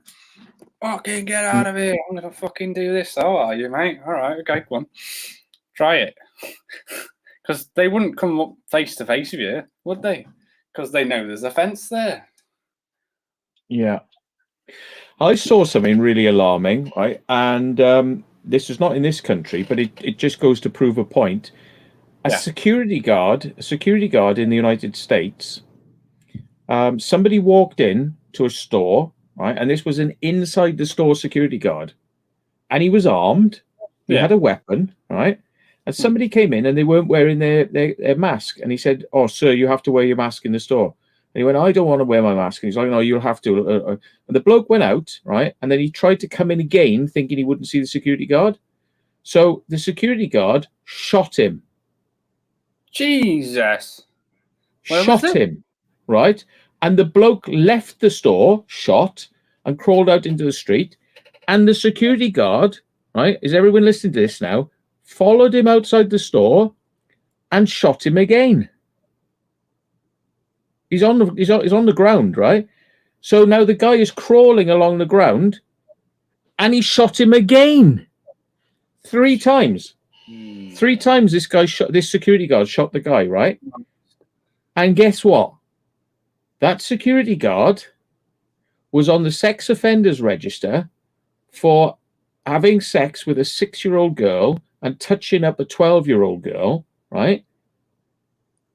And he had a history of mental illness and violence, and the types of crimes that he did meant that he was not allowed by law to actually own a weapon, let alone be a security guard. Jesus. Yeah. Now then, do you know what the guy's defense is, the security guard? Luckily he didn't kill the guy, okay? And I hope that guy's going to get millions. And I hope that guy's going to go to prison for a very long time. But do you know what his defense is, the security guard? No. Self-defense. Self-defense because of the man not wearing a mask. So he might potentially have COVID. But this is why he had to follow him outside the store and still shoot him whilst he was outside the store 2 more times. Yeah. Okay. Where did he shoot him? In the back, June, or? I don't know. He shot him in the arm and in like the stomach and things. He's lucky he didn't kill him. Okay. Now the thing is, right? That guy shouldn't even be walking the streets. Sexual offences like that with a child and stuff, right? And it's literally in the news now. I think if you go looking for it, because I saw it on a news, like a underground news network type thing, you know, where they were going like, so this is the latest news from the States. Apparently it's okay to be a security guard when you're a sexual predator, you know, and you've got mental problems. You're not even supposed to have a gun, but it's okay for you to be a security guard. Yeah. That is slightly, I got to say, the problem with what you got in the UK, right? Because I know people who shouldn't be security guards and are, and the checks they do are rubbish. Okay? Okay. There are people with criminal records who are being security guards and all sorts, and they shouldn't be security guards. You know? Yeah. They shouldn't. You know? And it's just like they overlook it. They just overlook it and they overlook it and they overlook it. The security industry in the UK is a fucking farce. Yeah. So when people who are sort of like security guards walk up to me, I'm like, oh, here we go. You know what I mean? Who the fuck have we got here? That's what goes through my head. Is like, who the fuck? Here we go. Who the fuck have we got here? You know? And that's why those thoughts go through my head. Is because, like, you've got criminals. And that's why I told you the story about this particular one in the States. I know it's the States, but, you know, if they could carry around guns in the UK, you'd be hearing stories like that from the UK. Wow. You know, like, oh, he jumped over my fence. Yeah, but what did he do? Well, I felt my life was threatened because I'm a security guard. Yeah, but what did he do? Oh, well, he made me feel scared. So I had to shoot him. But he hadn't done anything. Oh, yeah, but I was scared. You know what I mean? No. Yeah. This a paedophile with a gun with mental health problems. Duxco Quack says, not over here now. You need to be vetted and licensed. Duxco Quack, I'm going to say it again. I'll repeat it for you. I know people with criminal records who should not be working as security guards, and trust me, fucking trust me. Yeah. This country is a mess. There's a lot of people who should not be security guards, and they are. And you'd think they'd find out about it or do something about it. No. They're not interested. The SIA is a fucking joke. People slip through the system. Oh, they don't just slip through the system. They fucking ride a fucking big truck at 50 miles an hour through the fucking system in this country. The SIA is a fucking joke. They do not do proper checks. They do not vet people properly. It's a fucking joke. And that's why, because they want people who are actually quite violent and in your face for certain types of jobs. So they have to overlook it because they want violent pricks. And violent pricks usually have got criminal records. Go figure. They want them. Yeah. I mean, you know, Ireland, Matt, not the UK. You seem to be insistent, yeah? Are you involved in the security industry? You probably value yourself quite highly and think that you and your mates are not criminals. I assure you, a lot of them you probably don't know. They are. I assure you. You don't know it, but they are. You just haven't delved into who they are. You might know it about yourself, but trust me, you do not know who you're with. Yeah. SIA is a joke. I know this because I know a lot of people who work in the industry and they shouldn't be there. You know, so go figure. Yeah, that's crazy. I could probably get a job in there and I've got a big criminal record, massive, you know, for things I've done over the years. You know, it's quite long, you know, not nasty things, just I don't give a fuck. Mostly to do with cars, you know.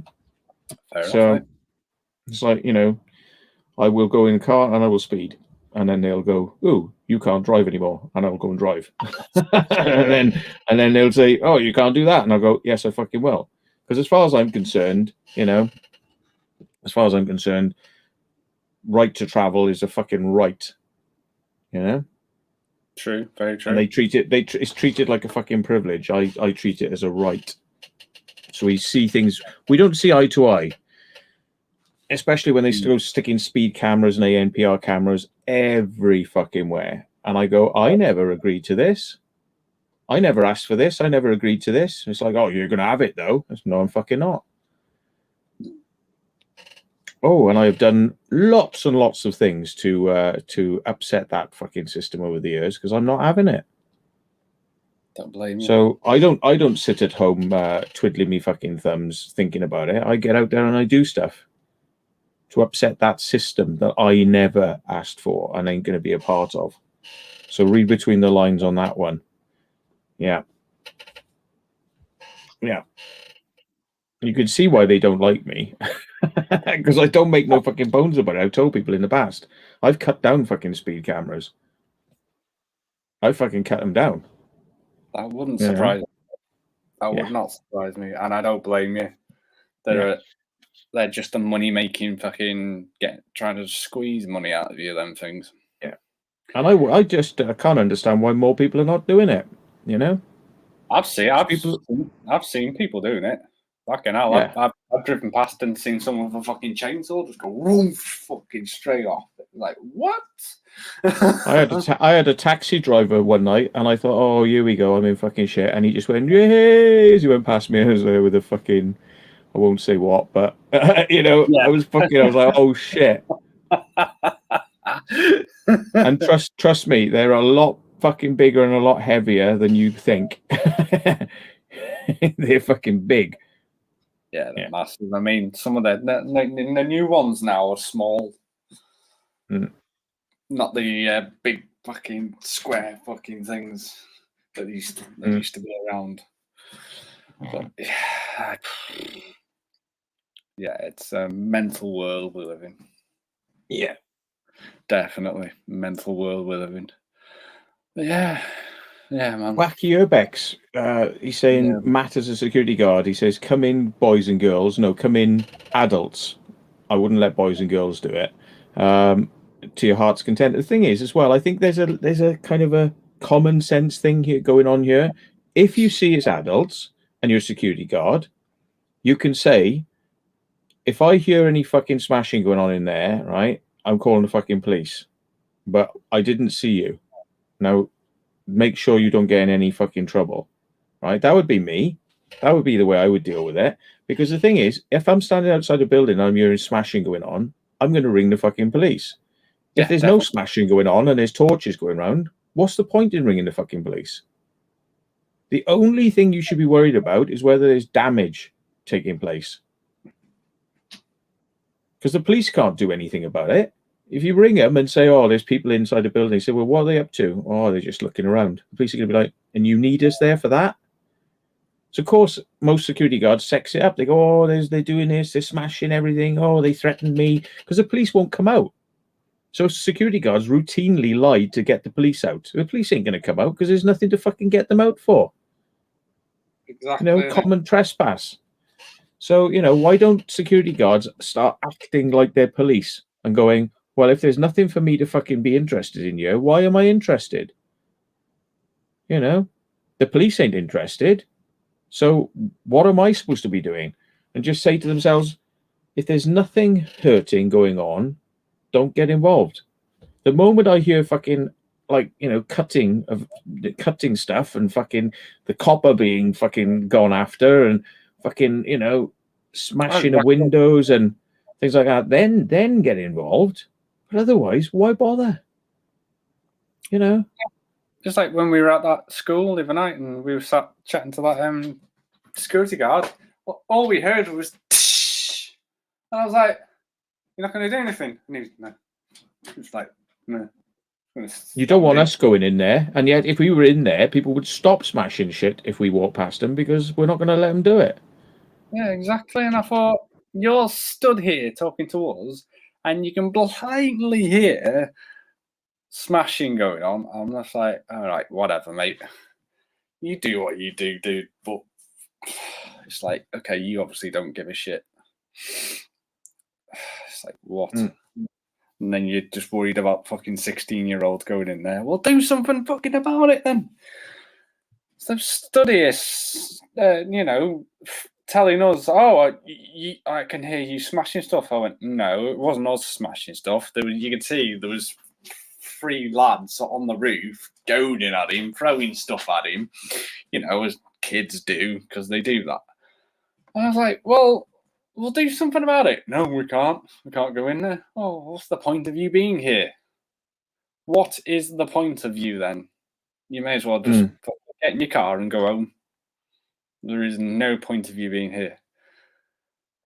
And like one argument I think about is, well, who's the real criminal here? You know, like the person who fucking owns this building, who's allowing it to go to fucking rack and ruin, or the people who are visiting it. Surely, if you're here to protect the building, you should be getting in your fucking car, going round to the house of the person who fucking owns this place and going, mate, I'm going to have to fucking have words with you because you know, this fucking building, mate, what the fuck you doing? I'm security guard. I'm meant to be looking after this place and you're letting it go to fucking rack and ruin and I'm here fucking protecting it every night whilst the fucking rain gets in. And it's like, do a citizen's fucking arrest and take those fucking pricks to the police. You know what I mean? Yeah. You're literally there on somewhere for 30 fucking years. This place has been falling into the ground and you're securing it. Well, I would be going to the fucking owner and going, you are not fucking doing this right. You know, there's something not right with this fucking situation. Like, why is it like this? Why do you even have to employ me? You know, why can't this be turned into a tourist attraction or something? You know, like fucking keep the power on and fucking let people come in and fucking look and pay ticket money to come in. And no. You wanted it to turn to shit. You know, so who are the fucking criminals here? These security guards are protecting the premises of morons that want it destroyed. Yet we're the bad guys for coming in and having a look. But the millionaire moron, you know, who wants it destroyed, no, he's the good guy. You know, he's the good guy. He needs to be protected. He needs some security on his place so it can definitely fall apart, which is what he wants. That's what it's about, see. That's why I think it's all fucking, it's actually in reverse. You know, they want somebody to go in there and set it on fire. They want that. They do. Yeah. That's what they really want. Yeah. And I think that's fucked up because these places shouldn't be set on fire and they shouldn't be left to go to rack and ruin. They literally almost invite it by the fact that they leave the places in the state they do. You know? Pretty much, right? Pretty much. Keep somebody, put somebody in there who's living inside it, for fuck's sake. You know what I mean? Don't fucking close it up and walk away. Of course it's going to get wrecked. Because kids are going to get in there, smash their way in, and they will find a way in. Yeah. Can you imagine it, though? Can you imagine a scenario like, it's like, right, I want to be a security guard. All right, well, we've got this big premises and we need you to secure it. Right, so what sort of experience have you got? They go through the experience. All right, okay. Well, you seem like the right guy for the job. Right. Oh, so you mean I've got the job as a security guard? Yep. Okay, so you can start. When can you start? I can start right now if you want. Yeah, okay, so you got the job then. Right. Well, I'm going to have to do a citizen's arrest on you for being a prick and letting this building go to fucking shit. I'm going to call the police now. Well, you did employ me as a security guard. You did employ me, and you're the biggest problem for fucking this building up. Is actually here now. Police, I've got the biggest culprit for fucking this building up. Is right in front of me now. I'm holding him here till you come. Yeah. The police arrive, and it's like, well, but I'm the owner.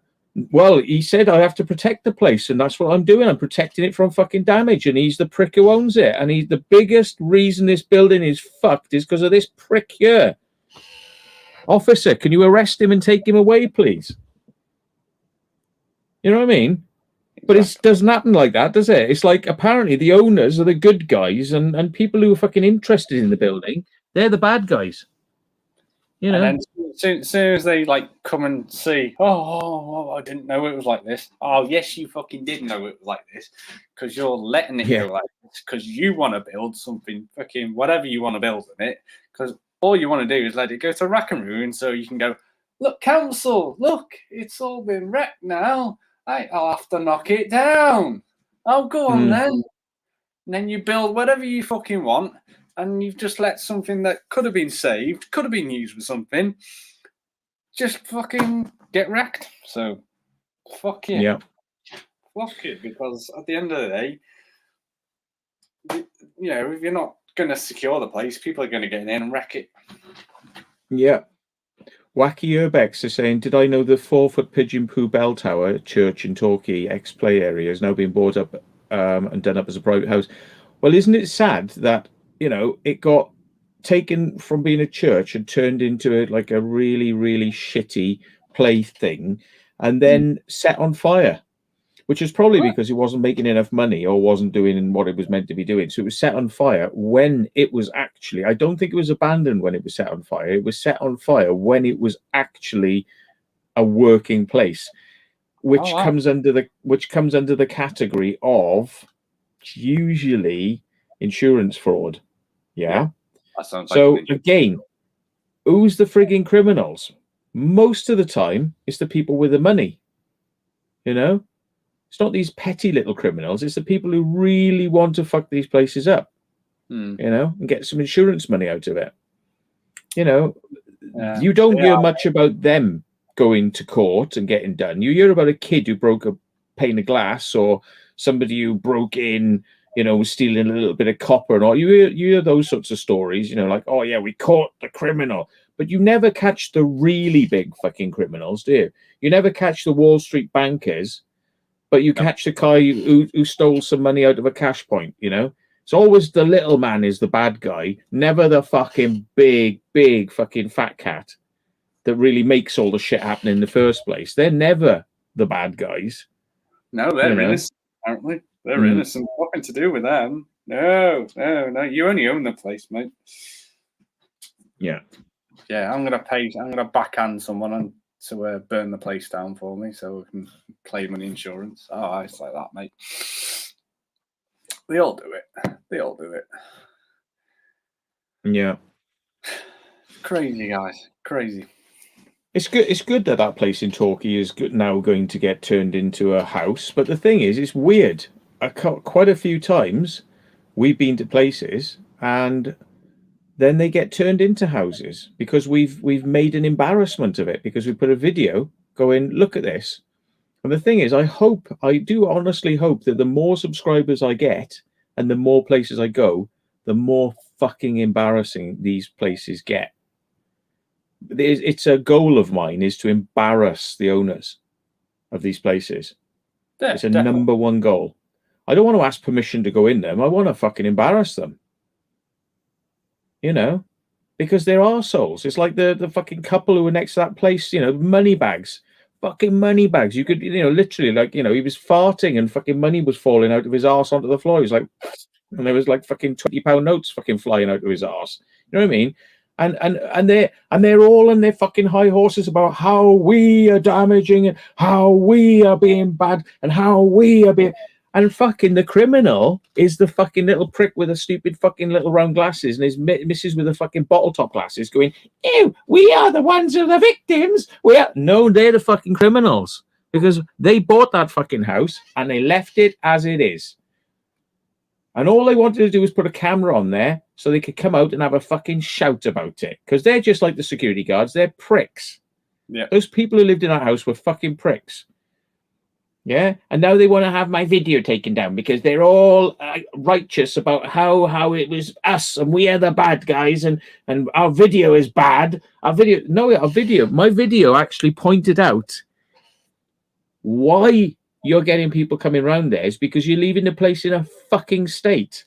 Yeah, and instead of having the lights on in there and having it cleanly fucking thing, you put Harris fencing up around it and turned it into a fucking advert for people like us to come. Yeah, but that's not your fault though. That's our fault, isn't it? That's us. Oh yeah, we need to be told and we need to have the police called on us because we are pricks. Yeah. Us little people, we are pricks. Little people, pricks. Little people, get away from my money. Get away from my money, little people. Yeah, and it's like, no, actually, it's the people with the money are the pricks. It's the people who walk away, like that place that got burnt down. Remember Kaylee Colston? We went with Dan Dixon and Kaylee Colston and Andrew and Steve Ray. And we went to this place. It was called the Porn Mansion. Oh, yeah. Because it had a couple of porn mags in it. It was like, it wasn't a porn mansion, but they called it the Porn Mansion. That fucking poor place got burnt down. Again, people will blame whoever burned it down for burning it down. I blame the people who fucking walked away and left it. Where the fuck are they? Where the fuck are they? They are the people who set in motion a chain of events that would inevitably lead to something fucking stupid happening. Yet you blame the person who burned it down. Obviously we would. It's not right, and I fucking think that's reprehensible. But really, the fucking criminals are the people who just fucking apparently moved to the States and forgot about the house, didn't care. It's a perfectly fucking livable house that somebody could have moved into, and it would still be there now. And they've got so much fucking money, they could just move to the States and fuck that off. Yeah, so yeah. They are the criminals. They are the fucking criminals, in my eyes. And what will happen now? They'll claim on their insurance and get probably most of their money back for it. Yeah, possibly. Or they just don't even fucking care. They just don't even care because they got so much fucking money, and the agenda was just like walk away and leave your rubbish behind, just like the MOD do. Walk away, leave it all behind. Let somebody else's problem now. You know, what's a couple of million quid when you got fucking billions? You know, or like to have a house like that, you've got to, you know, Angel's all right. Yeah, she's fine. You know. Yeah, it makes you think, doesn't it? It makes you think because I mean, you know, you do see people get on their fucking high horses about like, oh, you going in these places. It's like, well, what the fuck's it doing there? Why is it there? Why haven't you properly secured the fucking place? You know, not let it. Instead, you've just let it fucking open, let people in there, and blame it on us for destroying it when we haven't. When it's you want it destroyed anyway because you want to build something else on there. So that is mostly part of what they do. Oh yeah, it's all falling apart now. Oh, I'm gonna have to knock it down. Oh dear. You're like, what? It's like they've. I mean, you know, data center, right? I mean, I know its purpose was to be a data center, but I mean, it was a very modern building, and something could have gone in there and used it. You know, if they'd wanted to, but I think that it's Barclays' responsibility to have to dismantle that building and reduce it to rubble as quickly as possible because they fucking needed to build it. Really importantly, yeah, and they had loads of money to build it. It was one of the most expensive computer centers in the United Kingdom, so they had the fucking money. See, rich people have got money when it matters, but when it doesn't matter, they ain't got no money. Yeah, so they need this data center. Please give us the planning. Please think of all the jobs and we need the land. And okay, yes, it's all build it. Oh, we're pulling out now. We're pulling out. Leave it behind. That place is mental. Yeah. I say these people should have a responsibility in law. If you build it and you don't need it, and you're not going to let somebody else use it, you fucking pull it down too. And I would say that they should, in law, when buildings get built, assign a fund that accrues interest. That's the demolishment fund. Yeah. For if they go bust, that money can't be fucking put back into anything else. It's that we built it, so we'll fucking clear up our mess after us fund. Yeah? Not like we built it, now we've gone bust, ha ha ha ha, bye. Or ha ha ha, we're now moving to another country. Your problem now, ha ha, bye. Because these companies don't give a fuck. To get out of spending fucking, you know, £1 million to dismantle a building that's worth 100 million in today's money of being built, yeah. But to get out of paying 1 million to fucking level it and take care of the rubbish, they just walk away and they go, what are you going to do? You're going to take us to court? You're going to take us to court, council? And they like, when they want the building, they're begging to have it. Yeah. Once they finish with it, they go in, what are you going to do? You're going to take us to fucking court then to get us to fucking pull it down or what? And they're expecting the council to beg them to fucking pull it down then. It's all wrong. The whole way it's set up is all fucking wrong. They should put the money aside, the MOD as well. They should put the fucking money aside to clear up their fucking mess. Otherwise, you don't get permission to build it in the fucking first place. If you can't clean up your mess, it's like if I go to a campsite and I pay fucking 20 quid to stay in a fucking campsite, I can't just fucking leave my rubbish and drive away. They'd go, hey, you got to fucking clean your shit up, yeah? But you don't, when you're a big business person, you don't. You walk away and you leave your shit. Yeah. Yeah. Anyway, I mean, that data center is mental, by the way. That data center is mental. I can't wait to put that video out. That'll be next week. That one.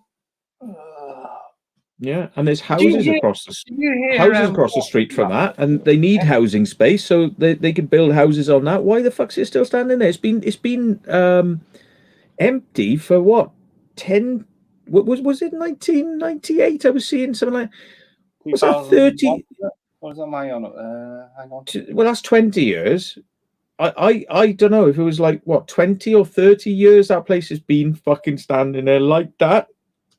And they're not doing anything to it. Did you hear water in that place? Oh yeah. And the amount of water that's going down a fucking drain, and they're telling everybody you can't have fucking garden hoses, and you go in a place like that, and it's like literally wholesale fucking pissing out water going down the drain. Like a fucking waterfall. I was like, what's this water? And I looked down, I saw this shaft, and I could just hear it. I was like, what the hell? And that's why you've got to pay so much water rates, folks. Because apparently there's not enough water around. Yeah, because that pissing building's pushing it out. Yeah. I couldn't believe all that stuff though that was left in there. But wow. Mental place. Yeah, that'll be out next week, guys. That one. So Adrian is saying developers have to pay into an infrastructure fund before building. Infrastructure fund. But what about, dismantling fund? I mean, what does that cover? If there is a system like that, I think it's a good idea. But as far as I'm aware, people can just walk away from their responsibilities. I mean, because these buildings, the councils are always complaining, oh, we've spoken to the owner and we've told them and we're giving them a deadline, and then the fucking deadline passes and they go, we've given them another deadline. And it's like, in fucking Bristol, those two hotels right next to each other, they've been there for 20 years that I've been partying in Bristol, and they're still there, and they're still talking about taking them down, and they really are promising they're going to do it. 20 fucking years I've been driving past those buildings. They were so ugly, they put facades around them to pretend like they're modern buildings. They just fucking covered them in sheets that look like a modern building, It's 20 years. I mean, I'm noticing a pattern with this sort of thing. It's like a fucking mental disease, like a mental illness. Yeah, that our society does not acknowledge. You can build new shit, but then you can walk away and leave your old shit.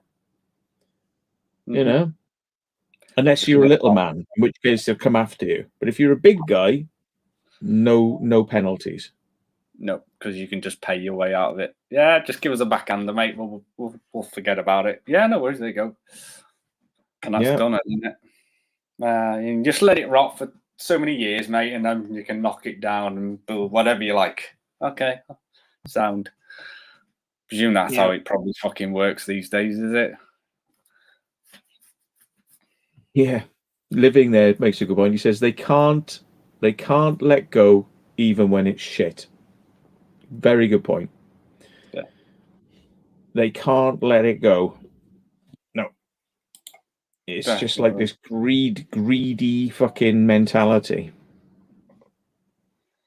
It is, mate. Yeah, definitely. Yeah.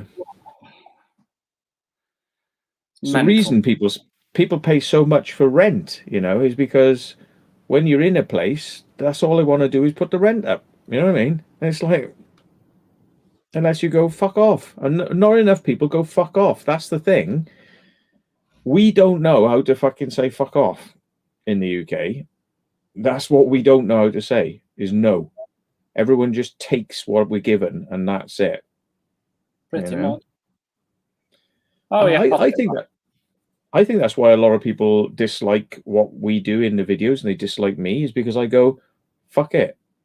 You know, we got this kind of fuck 'em attitude, and people don't understand why we've got this fuck 'em attitude. They're like, "Oh, you've got a bad attitude." It's like, I've got the bad fucking attitude. Wow, you know. Fuck. It's like all these people who are sticking up for fucking the way the society is. Like they're going, no, you have no right to be in there. You broke in. Broke in? Really? When the fucking windows are already broken and the fucking doors hanging off. I broke in, did I? Yeah, oh, you always manage to get in all the time. How? It's impossible.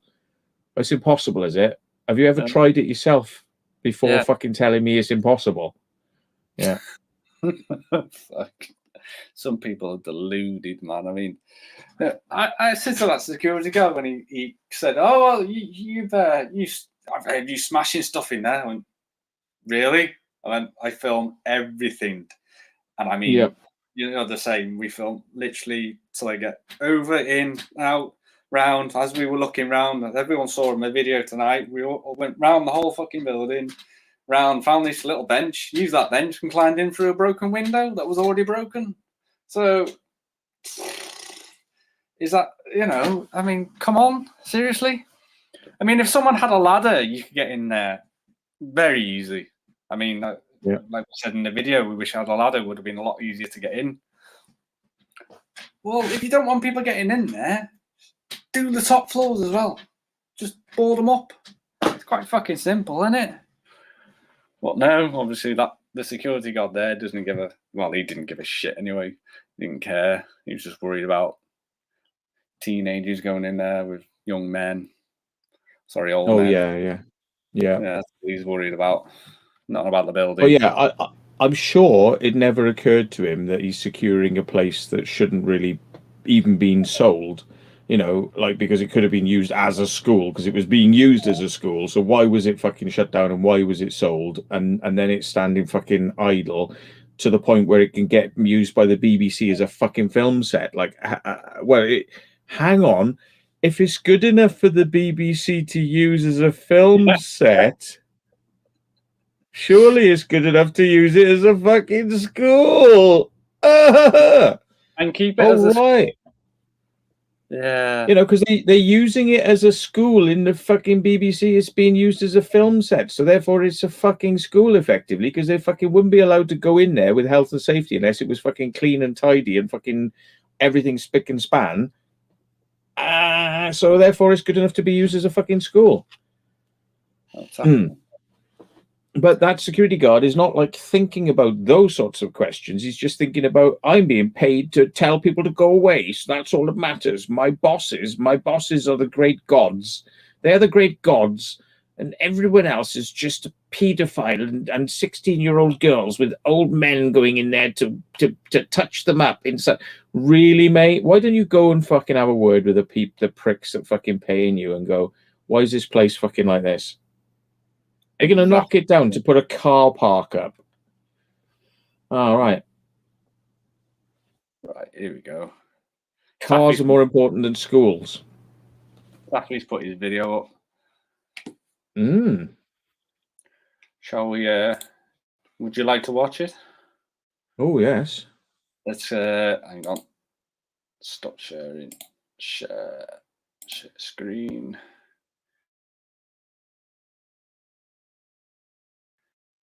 We need to have a tribute live with drinking games and the Tony L game.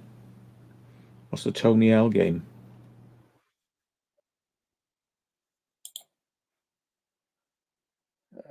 Alfie's video's up now. Sorry, I shouldn't be reading out people's things. I'm just speaking aloud. Sorry. Can you see it? What's that? Yeah, I'm just wondering what that shit is on the right-hand side. I don't know. It's one of them things. Don't worry about it.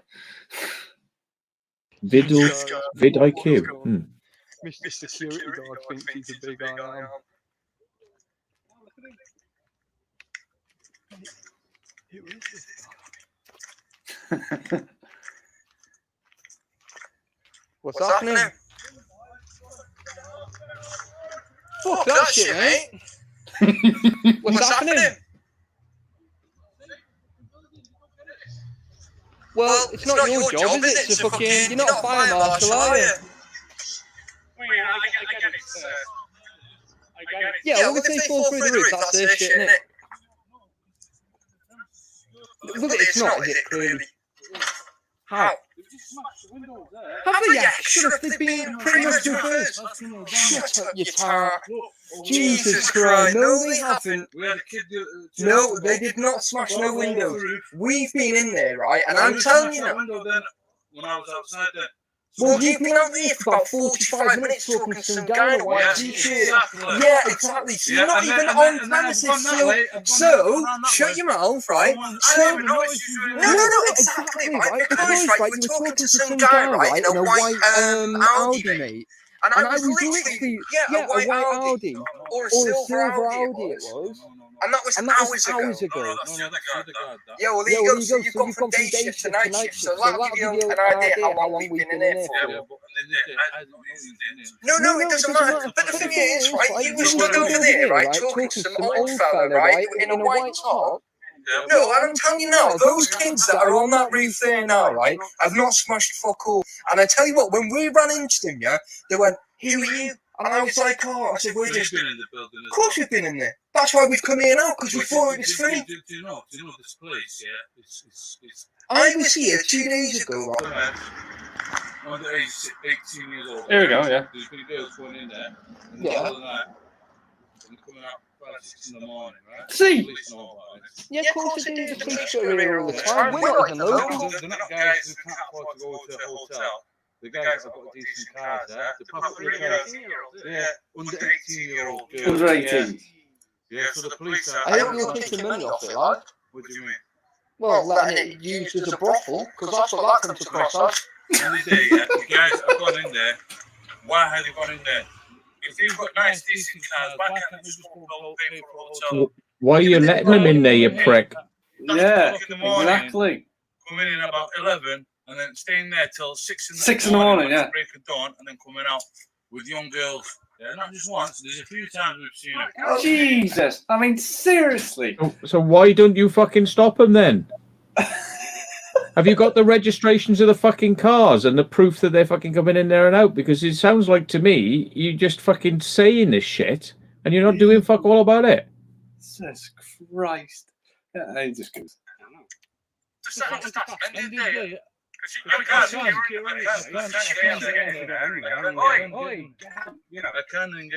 making a point. Secured it? You haven't secured it. Well, that's a bit daft then, isn't it? Because those lads are literally taking it. No, I know, but these lads here are running riots. Do you know what I mean? These lads are like just laughing at you because you can't do nothing. And threatening with the police, yeah, you're going to make them worse. At the end of the day, we're told the worst case scenario is about these girls. That's all they kept going on about. We're only worried about fucking girls. Like, we're only worried about the fact that there's like old blokes with girls going in.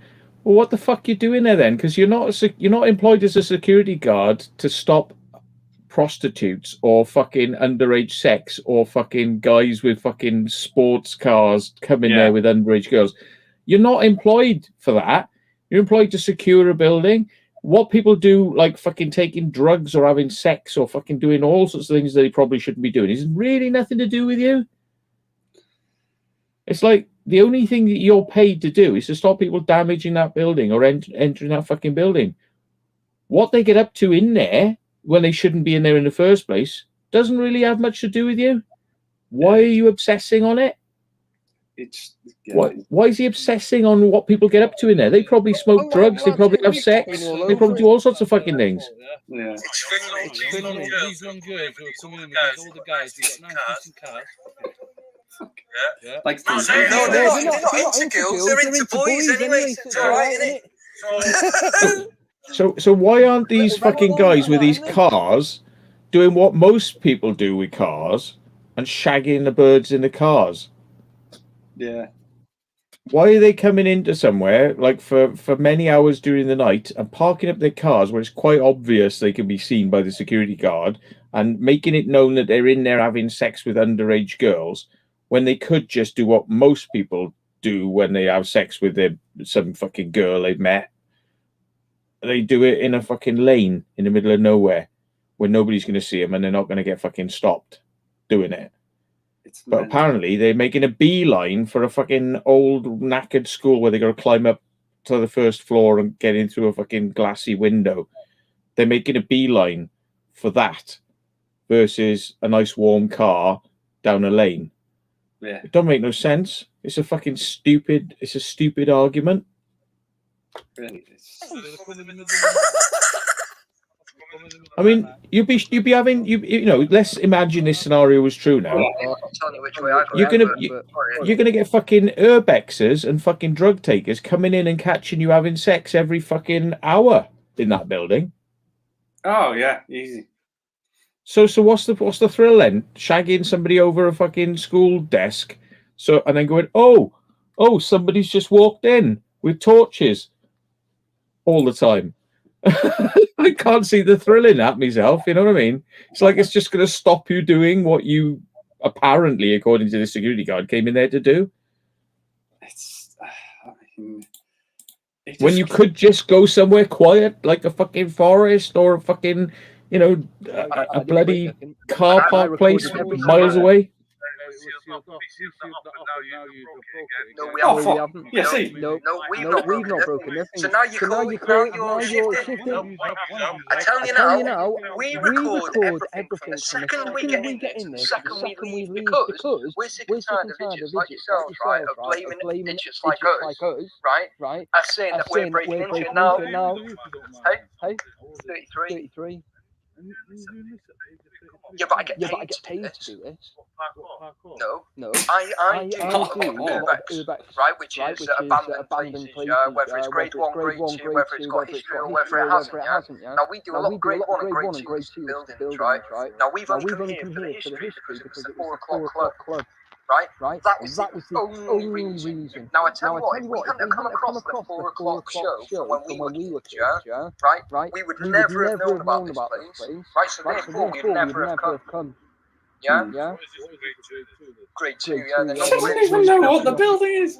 Oh my god. Right, grade 2 is basically you can put little bits in, right? So, like, you can knock certain bits down, but they can't knock it all. No. They can knock it all down if there's no local, a car park. Car park. The quicker you get on, the better, isn't it, really? Because you've got no demo team in at the minute. You've got nothing.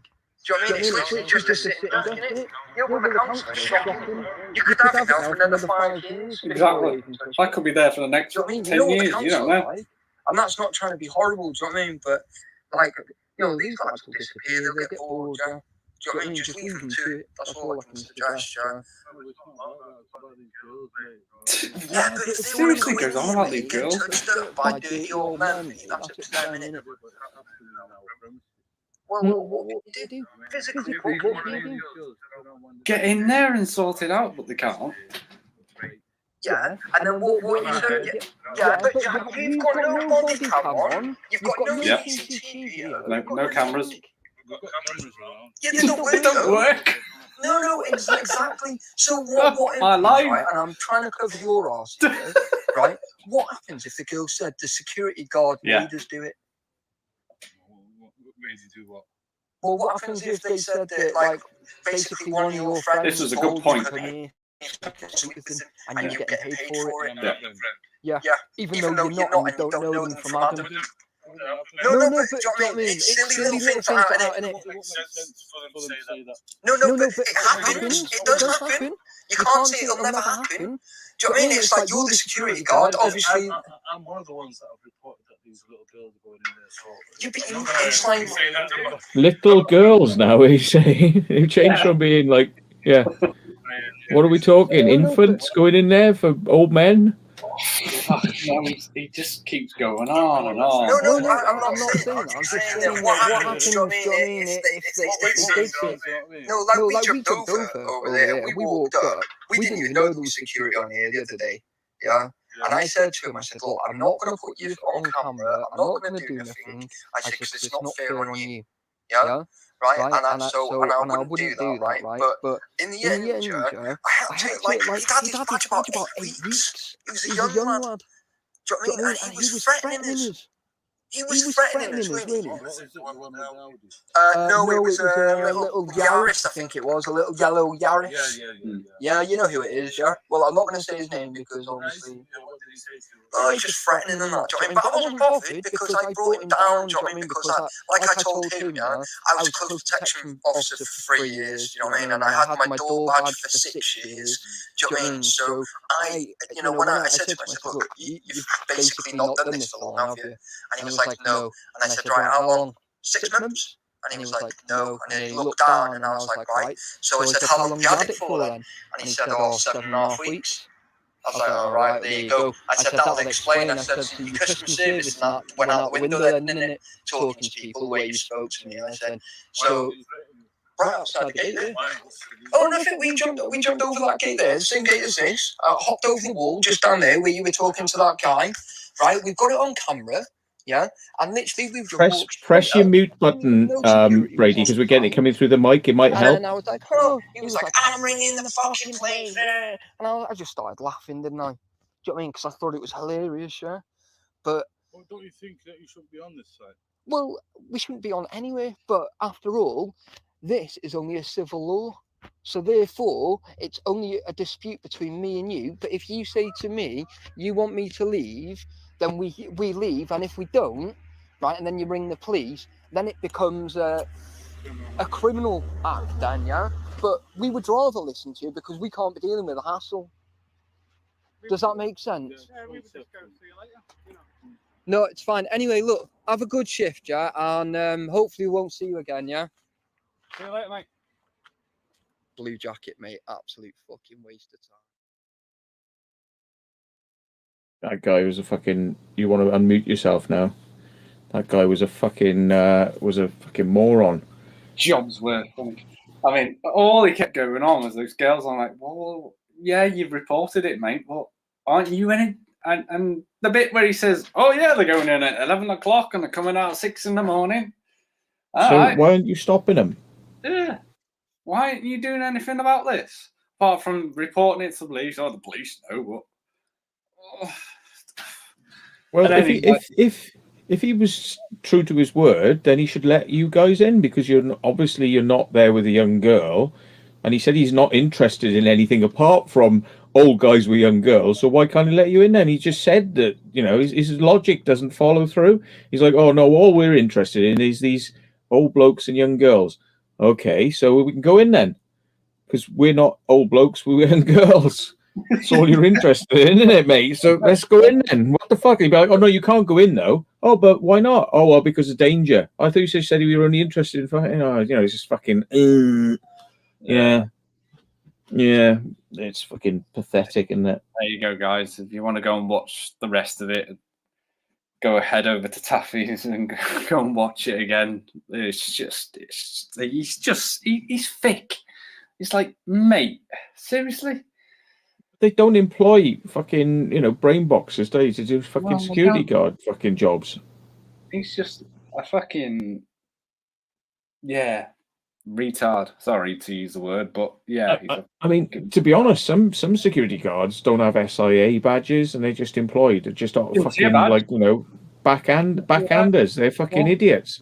Because they want to pay them less than fucking minimum wage. They're probably fucking, There's no background checks. I mean, why is he wearing a fucking tie and a weird blue coat? I mean, like, that's not normal security fucking wear anyway. It's not high vis. No, he had a tie, white shirt on, blue jacket. I'm like, are you coming for a job? That's a joke firm. That is. It's just a joke setup, joke firm. Yeah. Sounds like it. Really does sound like it. I mean, yeah. I don't know. Security. It just makes me laugh sometimes. Yeah. I would just love to fucking, I know it's not going to happen because it's bollocks, but just like fucking say, mate, I'm going to stay. Because how often do you say this happens? Like, you know, because you said you had it happen quite a lot. Like, you know, how many times a week do these blokes turn up with these young girls? Like, I say, right, I'm going to fucking wait around, mate, because I want to fucking see this when it happens.